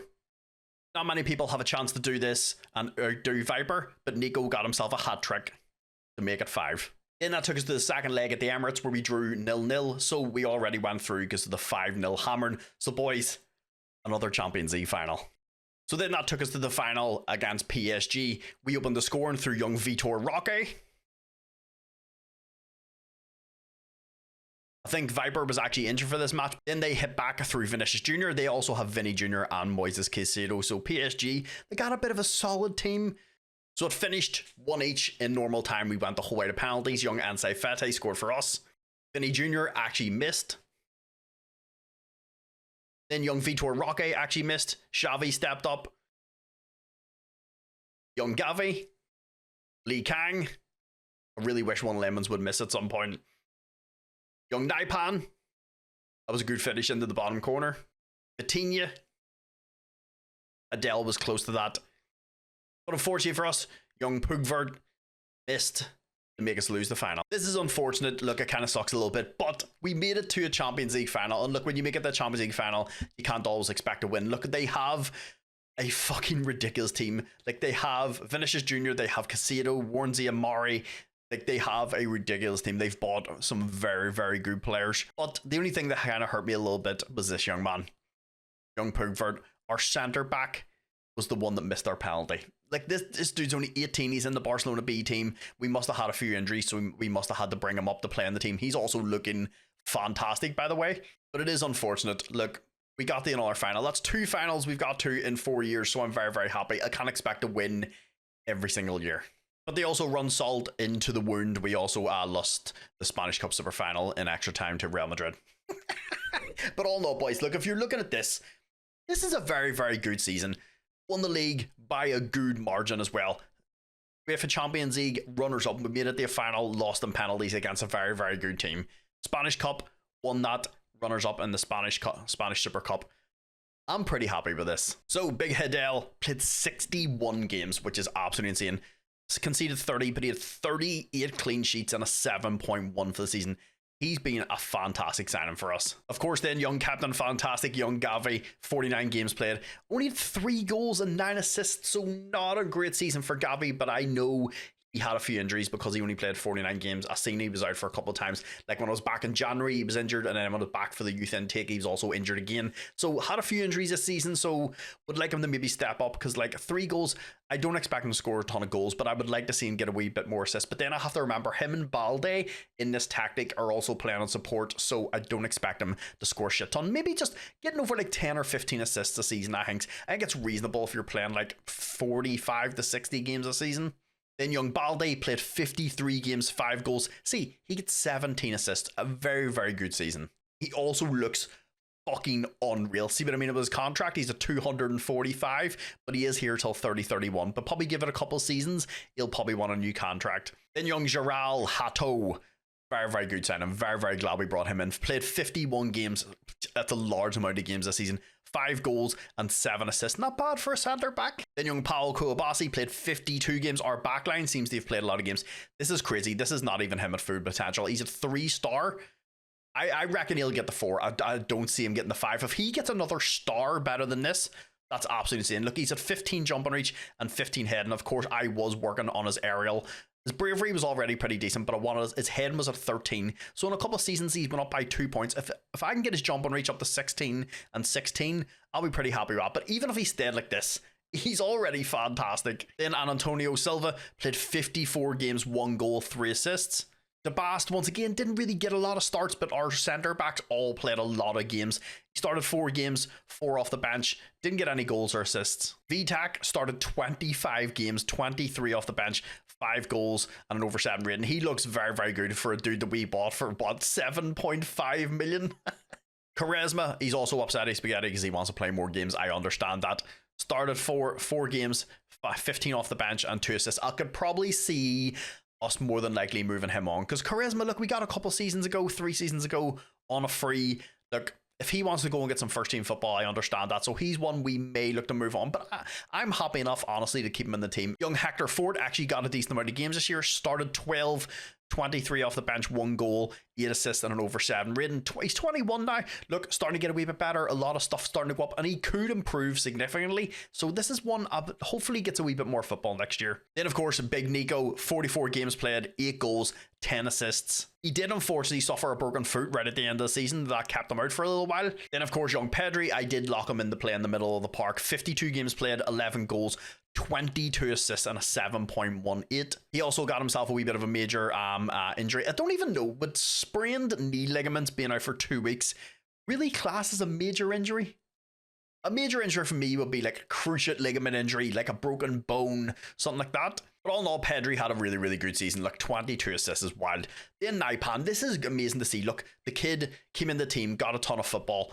19 games started, 38 off the bench, 9 goals, 4 assists and an over 7 rating. It is unfortunate young Lazar Samaric is not really getting a lot of football. He's one, once again, either maybe look to move on or loan out next year. I'm not too sure what way to go about this. Didn't start any games, 8 off the bench.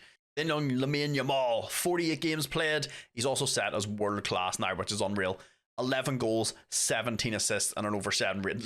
Look how good he is over here. Ensei Fete, 37 games started, 15 off the bench, 16 goals, 7 assists. He didn't have over a 7 rating, which was kind of strange, because he usually plays pretty well. Then young Vitor Roque actually didn't start any games.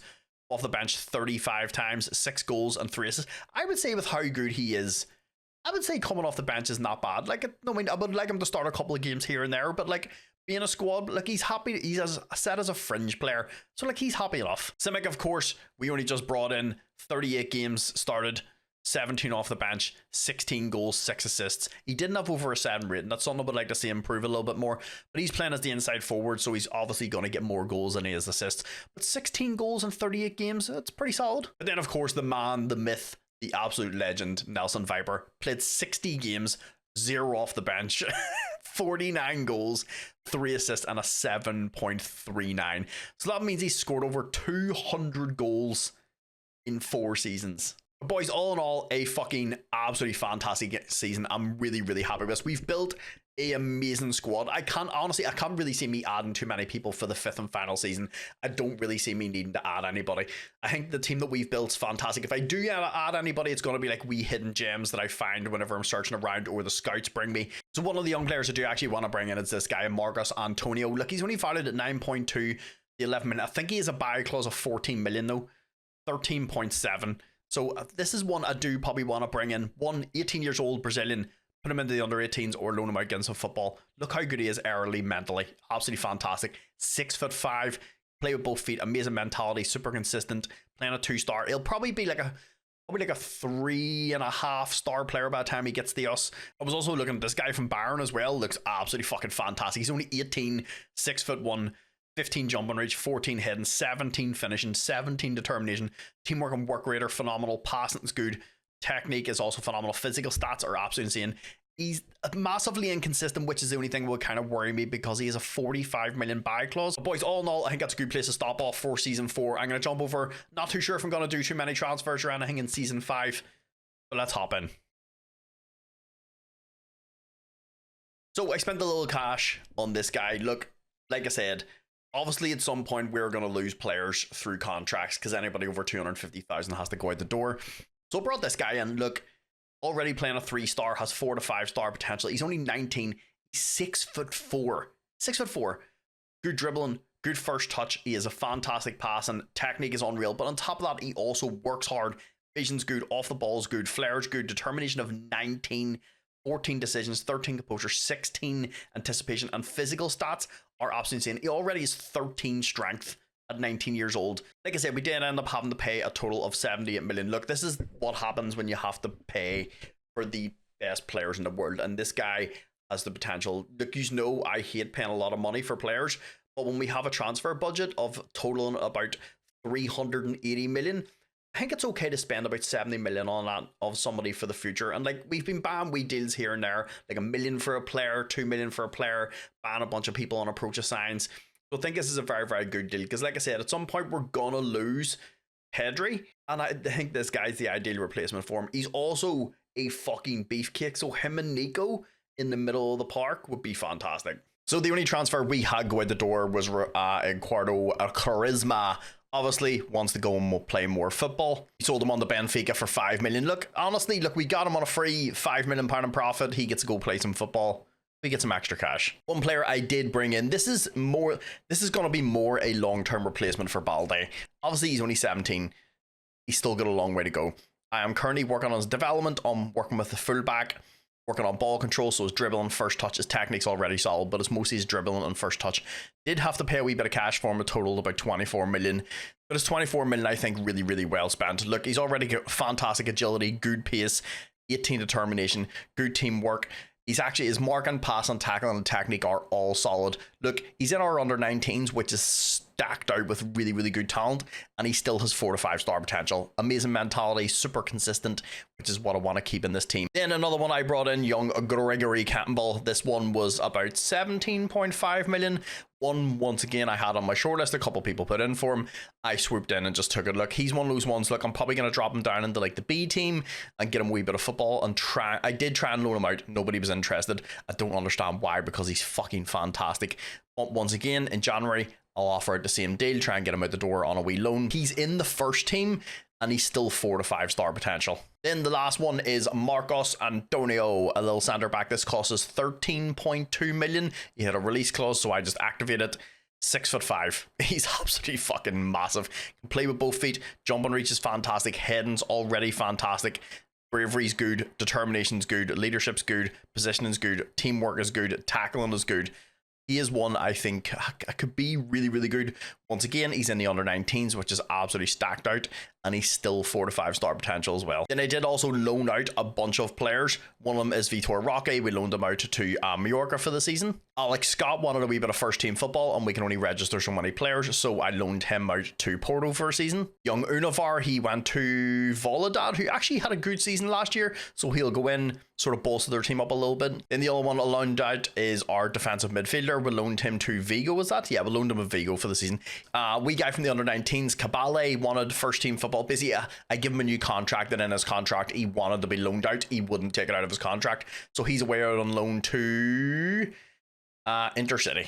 Then another wee guy from the under 19s, Igor Monrique, also wanted loaned out. He has the potential to be unreal as well. But needs a wee bit of football because he hasn't played much. Then the last one I loaned out is Aaron Gallagher. This is the wee guy that came through the youth system a couple seasons ago. It was like 3 years ago. But he's the one that's like 6'6". I think this dude has some fucking crazy potential. Like, even when he was in I think he was in the B team, and he was still 4 to 5-star potential. So that is everybody in the door and everybody out the door with regards to transfers. Look, we didn't really do too much. I think we spent a total of about maybe 50 million. But like I said, we have that hefty transfer budget. Look, we've still 226 million sitting there. We've cleared all the debt. Everything is looking absolutely fantastic. The only two people I'm going to lock in, I have Rasmus Højlund locked in because we had to play a couple of games because Viper is currently injured. But the only two people I'm actually going to lock in is going to be Viper. Højlund, I'm hoping we'll get a couple of games if Viper isn't fit. And then the kid Boyar that we paid like 70 million for, look, I'm going to lock him into playing the centre midfield. And the only reason I'm locking Viper in is because if I go to the assistant manager and I go to pick our best 11 like we always do, I guarantee you put Ansai Fete in here. No, we actually put Simic in. Honestly, don't get me wrong. Simic would be fucking fantastic up here. As a pressing forward, he wouldn't be too bad. He doesn't have the work rate the other strikers do, but like, I always like to have a big striker up top. I don't know what it is, I just do. And then like Rasmus Højlund's on 7, Nelson Vipers are sub 4. It's not where I want the team to be, but the rest of the team I'm relatively happy with. Like if Pedri and Nico were playing in the middle of the park, I'm gonna be happy. But like I said, I want that kid locked in. That's enough rambling. I'll bring us back in January for the Project Science, and then obviously back in April for the youth intake. But boys, let's go play our 5th and final season. I want to win the Champions League this year, boys. If you pray to anything, pray to it. So obviously the other thing that's going to happen in January is Pedri's going to have to go out the door. Look, we talked about this. We've lost big players, but I would say Pedri's our first proper casualty of war of this save. He wanted a new contract. I said this was going to happen. He offered one at the start of the season. He wanted £325,000 a week. He would not go down from that. I went 245 and give him the same thing that I give Balde and Gavi. Just loads of signing on fee and then like appearance fees and stuff. He will not go down. He is sticking at 325,000. He will not go down from that. So I put in a wee transfer list. I basically put him up on the transfer list before the start of the season basically kicked off. So he was on the list, and then PSG have come in right at the start of January. As you can see, they offered us 62 million, working its way up to 65. I did what I always do. I put the initial fee down. So 45 million we're going to get up front. We don't need the cash up front, so I put this down as much as I could. And then over the next 12 months, we get 50 million. Over the next 50 appearances that he plays for PSG, we get another 50 million. It works its way up to 145 million, which, no, I mean, it sucks to lose him, but at least this time, unlike the Rafinha, the Koundé and De Jong transfers, we're actually getting some proper cash. It just sucks that Pedri had to be the one to leave, but on the plus side, we have a lot of people who can play his position, and that wee young kid that we have playing is probably going to end up better. So my great luck with youth intakes continues. As you can see above me, we get a 1-star youth intake. I've looked at all the players. They're horrendous. So boys, the end of season 5. I'm not gonna lie, this one's a sad one because like I've actually been really enjoying this. We have built a fantastic team, and on top of that, we've also got a bunch of really good young players coming through as well. Even the wee guy that we put in the midfield is starting to look very good. But quickly before we do that, remember, if anybody wants to take on the save file, the corner routine, the tactic, and the updated database will all be in the pinned comments down for you to go and pick up. Also, everybody, thank you so much for all the support on all the videos so far, man. This has been an absolute blast. So I would say all in all, boys, a pretty good season to the league. Of course, Nelson Viper up there again. The man is just a goal scorer machine. But we played 38 games, 129, drew 5 and lost 4. Our 4 losses were to Atletico Bilbao, Valencia, Real Madrid and Real Betis. And then our 5 draws, Real Sociedad, Levante, Zaragoza, Sevilla and Atletico. We had a lot of nil-nils and in there, which is kind of strange. 92 points. So like we ran away with the league pretty well. And then as always, like I said, big Nelson Viper in there with the goals. 28. Kylian Mbappe must be so pissed off with this guy. Average ratings. I just noticed Real Madrid had Dusan Vlahovic. What did they pay? 72 million. They actually bought him not that long ago. Their team is star-studded. But we have Balde and Viper in there for average wins. The wee young midfielder, Tony Boyer, in there for assists. Gavi also in there. Good to see Gavi. Like I said, that was one of the things I wanted to see Gavi do this season, was step up. Like he only got, what, like 9 assists last year? We also have Gavi in there with the yellow cards. You just can't see it, it's behind my camera. He only got second with the yellow card. I'm more disappointed that he didn't get first for yellow cards than he got second. But Hidel in there for clean sheets. Courtois right behind him, and then Valencia's keeper. Valencia actually had a really good season. So did Real Betis, 7th and 8th. But if we go up to the team stats, I'm hoping this year we did fantastic again. By the way, most points per game, did really well. Most goals. Come on. I hate when we get 99. Like, we couldn't have just scored one more goal. We had the most shots for, the fewest shots against, the most clean sheets. 23 we had, and the fewest conceded. We only had 19. I think we had 19 last year. Was it 19 or 16? It was one of those two. Once again, another fantastic season in the league. Scored the most goals, conceded the least amount, won the league, had a ton of people in for goals and assists and average wins. It is nice to see that we young kid in there doing really, really well. But once again, this season we had another fantastic result against Valencia. We always seem to do well against Valencia. So young Gavi started off the scoring for us. Then young Ansai Fete added the second. Honestly, their keeper probably should have done better. I'd have sacked my keeper if that was me. Then, of course, it's not a Barcelona match without a Nelson Viper goal. They made a fantastic 8-0 win against Granada. Lamine Yamal started off the scoring. Then young Ansai Fete. Then, like we always say, it's not a game without a Viper header. Then Lamine Yamal got another goal. And then Viper with a penalty. Then big Antonio Silva added one. Not bad for a centre back. Then Lamine Yamal to get his hat trick. But he didn't stop there. He then added his fourth goal of the game for us to win 8-0. But then we had a nice little 3-1 victory over Atletico Madrid. It was actually Atletico Madrid through Alvarez that started off the scoring. And of course, who else would get us a goal? Big Nelson Viper. Then VTech got himself on the score sheet. Our centre backs seem to be really good at dribbling past people right now. And then Lamine Yamal said, Viper, anything you can do, I can do the same. So like I said, boys, all in all, a fantastic season with regards to the league. It is nice. Out of the 5 seasons that we played, we've won the league 4 years. Real Madrid, of course, got that little one in there. Like, they had a very, very good season, and we were above average, but they were phenomenal. So, like, it just makes sense. And like I said, you don't want to win it every year. You want a wee bit of competition. Speaking of that, let's go see how we did in the Spanish Cup. So we started things off in the Spanish Cup quarterfinals where we played Ibiza, beat them 4-0. Nelson Viper started things off with another penalty. He then added a second. We had a nice ball in from Balde. And of course, another penalty to get himself a hat-trick. Then also can't have a game without Lamine Yamal scoring. Then that took us to the semi-finals of the Cup where we played a Real Sociedad. We beat them 3-1. We started off the scoring with big Nelson Viper. Then Paul Kouabasi added a nice little finish for us to go 2-0 up. They hit back in the 30th minute through Cabal. Honestly, poor keeping. I think Pena should have saved that. Then we got our third goal through a Christensen OG. Don't know if you really class as an OG. It kind of just bounced off him. Then that took us to the second leg where we were at home and we won 3-0. Then Big Nico started off the scoring. He always scores good goals from distance. Then Viper got himself on the score sheet. Antonio Silva made a 3. This could have actually been 4-0, but Yamal actually missed a penalty. Then this took us to the Spanish Cup final against Oviedo, of all people. Yamal with the absolute banger free kick to put us 1-0 up. Then they hit back in the 72nd minute. Then one of our young players, Black, came on and scored the winner. But boys, it's always nice to get the Spanish Cup final in the bag. I would also like to point out that Hector Ford also got sent off in the 60th minute and we still went on to win. Granted, it's against Oviedo.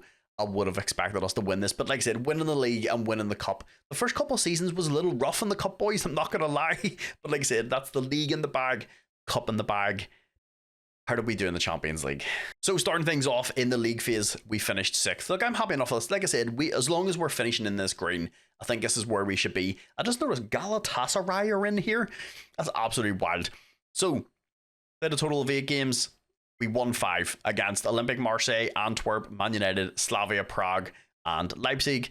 We drew 2 games against PSG and Liverpool. We actually only had 1 defeat against Juventus, and it was a close game, 3-2. So then that took us to the round of 16 where we played Man United away at Old Trafford and won 1-0. Young Tony Boyer with the only goal. Nice little dink round the keeper. Then we took it back to our home ground and beat them 3-1. Man United actually got the scoring first through Marcus Rashford. Then we hit back at half-time through Nelson Viper. 1 minute later, we got a penalty where Viper stepped up and put it away. Then young Naipan made a 3-1. So then that took us to the quarterfinals of the Champions League against PSG. We were at home first, drew 1 each. They actually started the scoring off through Kang Lee. Then we hit back again through Boyer and Young Black. Then in a very hard fought second leg, we beat them 2-1. Nelson Viper with a penalty to start things off. They hit back in the 60th minute through Schlotterbeck. In the 69th minute, we hit back through Lazar. Terrible keeping, but I'll take it. Then that put us into a Champions League semi-final against Real Betis. I was more surprised about this than you are. But we played the first leg. They were at home. We won 1-0. Big Nelson Viper with the only goal. But then that took us to the second leg where things weren't just as close and we smashed them 7-1. So young Boyer started off the scoring. He is so big in game. He's massive. Nelson Viper made it 2-0. It's a weird one, but you just take them, boys. Big VTAC made it 3. Young Simic made it 4. Nice little volley. Lamine Yamal with a penalty. I don't know why Viper's not hitting them. Then Big Rasmus got on score sheet. Nice to see him scoring. Look, I like Højlund in real life. Then they hit back through a VTAC OG. Rasmus added a second. To make it 7-1, boys. Where we faced off against Man City, where they ended up winning 1-0 with a goal from a corner from some terrible keeping and defending. So this was unfortunate. We got to another final that is 2 years in a row. This one hurts my soul a little bit, like it really does. How good is the wee kid? I'm guessing he's a regen. He's actually not a regen. I have never heard of him.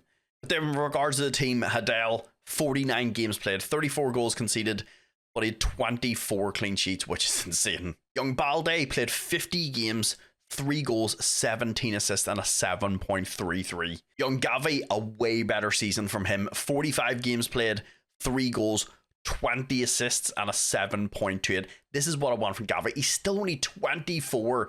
We're 5 years in and he's only 24. Jarell Hato played 51 games, 0 goals, 1 assist. Like I said, he's only 6'2". I know 6'2"'s big, but when we've got people like VTAC and Viper, he's never really... The ball's not going to be aimed for him for corners because he's not our tallest player. So, like, he's not going to score as many goals, but the kid is phenomenal. And, like, for what, 28 million was an absolute steal. Young Paul Kouabasi, who looks absolutely ridiculous now. 48 games played, 7 goals, 3 assists and a 7.12. Antonio Silva, 48 games played, 5 goals and a 7.13. Then Big Nico, 51 games played, 4 goals, 8 assists. Not bad for a defensive midfielder again. But then the kid, I was excited to see how well he did in his first season. 59 games played. Obviously, we locked him in. 12 goals and 23 assists in his first season. Not bad for someone who started off at Barcelona at 19 years old.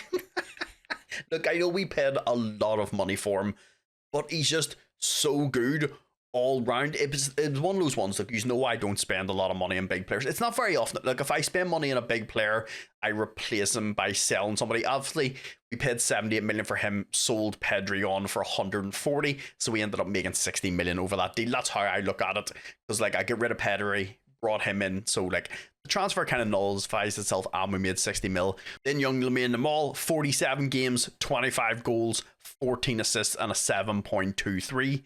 He looks ridiculous over here right now. I just noticed he now has 20 dribbling, 20 flair, 20 agility. He's pretty close to 20 fucking vision as well. The kid's ridiculous. Then young Ansai Fete, 40 games, 15 off the bench, 15 goals and 6 assists and an over 7 rating. He actually played a lot more games than Simic did. Because Simic is down here, he played 16 starts, 34 off the bench, so he still got a lot of football. 9 goals, 7 assists. Look, I would like for him to start, but like I want him and Ansai Fete to fight for that position. Then big Rasmus Højlund, look, he's upset still. He only started 3 games, 19 off the bench, 8 goals and a 7 ratings. But, like, I understand he wants to leave, but, like, he joined as a squad player, so he's bound to understand this is how it works. Then, of course, the big man, Nelson Viper, just sitting up there, just blasting goals in 57 games, 52 goals, 2 assists and a 7.42. Somebody could probably do all the math and tell me how many goals he scored. I know it's, like, it's over, like, 260 in 5 seasons, which is absolutely insane. Not bad, boys, for a dude that cost us 2.8 million. I honestly believe, like, you look at Nelson Viper over here, I would say he's pretty good. I would say he's a decent player. If you stuck someone ridiculous in this tactic, Like if you had like an Erling Haaland, honestly, even Rasmus Højlund, if you played Rasmus Højlund from the start, he becomes ridiculous as well. The same with Samu Meridian, another one you could throw in there. Evan Ferguson is another one you could throw in there. Players that got those big, strong, like physical, quick players, like they would probably score more goals than him. But like we got him for 2.8 million, and he scored over 250 goals in 5 years for us. I'd say it's a pretty good investment. Then, of course, we did have young Gregory Campbell in there as well. Look, I couldn't get him out on loan. He came on for 3 substitute appearances, scored 1 goal. He's one I would definitely want to get out on loan. We'll probably put out on loan for anybody who takes a save on. Then, of course, young Naipan started 11 games, 42 off the bench, 5 goals, 8 assists. Young Hector Fort started 15 games, 13 off the bench, 7 goals, or 7 assists, 7 goals, 7 assists is pretty good as well. Young Christo, the wee centre back that we brought in, look, he only started 2 games, 10 off the bench, and a 6.85. He's one I would either give a wee bit more football, like I said, if you're going to take this save on, I would play him a lot more. He wants his initial playing time, which I kind of understand, but he's set as a squad player, but I still feel like a squad player should probably be starting maybe 10 games, 15, 20 off the bench. But boys, this team we have built is absolutely ridiculous. Obviously, if I was in control of the team, this is how I would put them out. Like, this team is absolutely ridiculous. Like, Hadel, Haito, Silva, Kouabasi, Balde, Nico, Boyer, Gavi, the Mall, Simic. Simic I would start in here instead of Ensei Fete because he's phenomenal both feet. He doesn't have an injury-prone trait, so he can play a lot more games without having to get injured.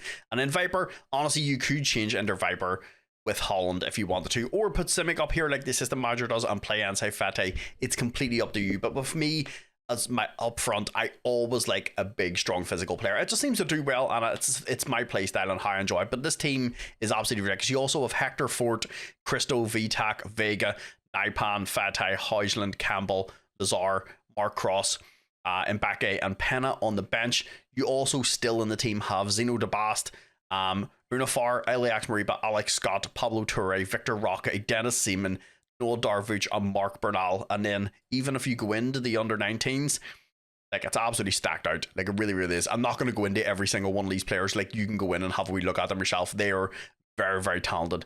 The B team is also absolutely fucking stacked out as well. I did bring in one more player for this season. Actually, one thing we didn't check. So if you take the save on, I'd say your initial transfer budget's probably going to be, I would probably say 350 million to 400 million.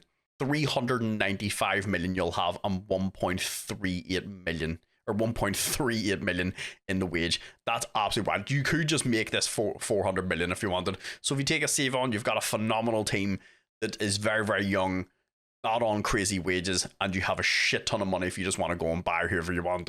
But the young player I did bring in, I know the first thing people's going to notice is he's a little injury prone, but that's okay. You know what I mean? Like, we got him for a total of fucking 3.9 million. The reason why I bought him, he looks very, very similar to Milinkovic-Savic. Because if you go in and look at the two, obviously Milinkovic-Savic is in the green and young Roman is in the blue. They're very, very similar. He's only 20 years old. Milinkovic-Savic, of course, is 34. But like, you can see the similarities here. This kid could be phenomenal. And like I said, boys, I think we hit our goals very, very well with this. Don't give players over £250,000 a week in wages. We sell anybody that's too old. We absolutely scrubbed the debt. Like, after 4 seasons, we had cleared 624 million debt. And like, look at your transfer budget's nearly 400 million for this year. It just shows you how little amount of money I've actually spent and how sensible I've been with it. Like I said, we only paid big for one player, but then replaced that transfer with the transfer that we got Pedri at the door for. We brought a lot of people in on approach to signs on free transfers. Obviously, when you take the save on, I don't know what your goal is. Probably win, just continue the reign of terror in the league and in the cup and win the Champions League again. The Champions League is going to be the big one. Obviously, if you want to take the save on, you can do whatever the fuck you want with it.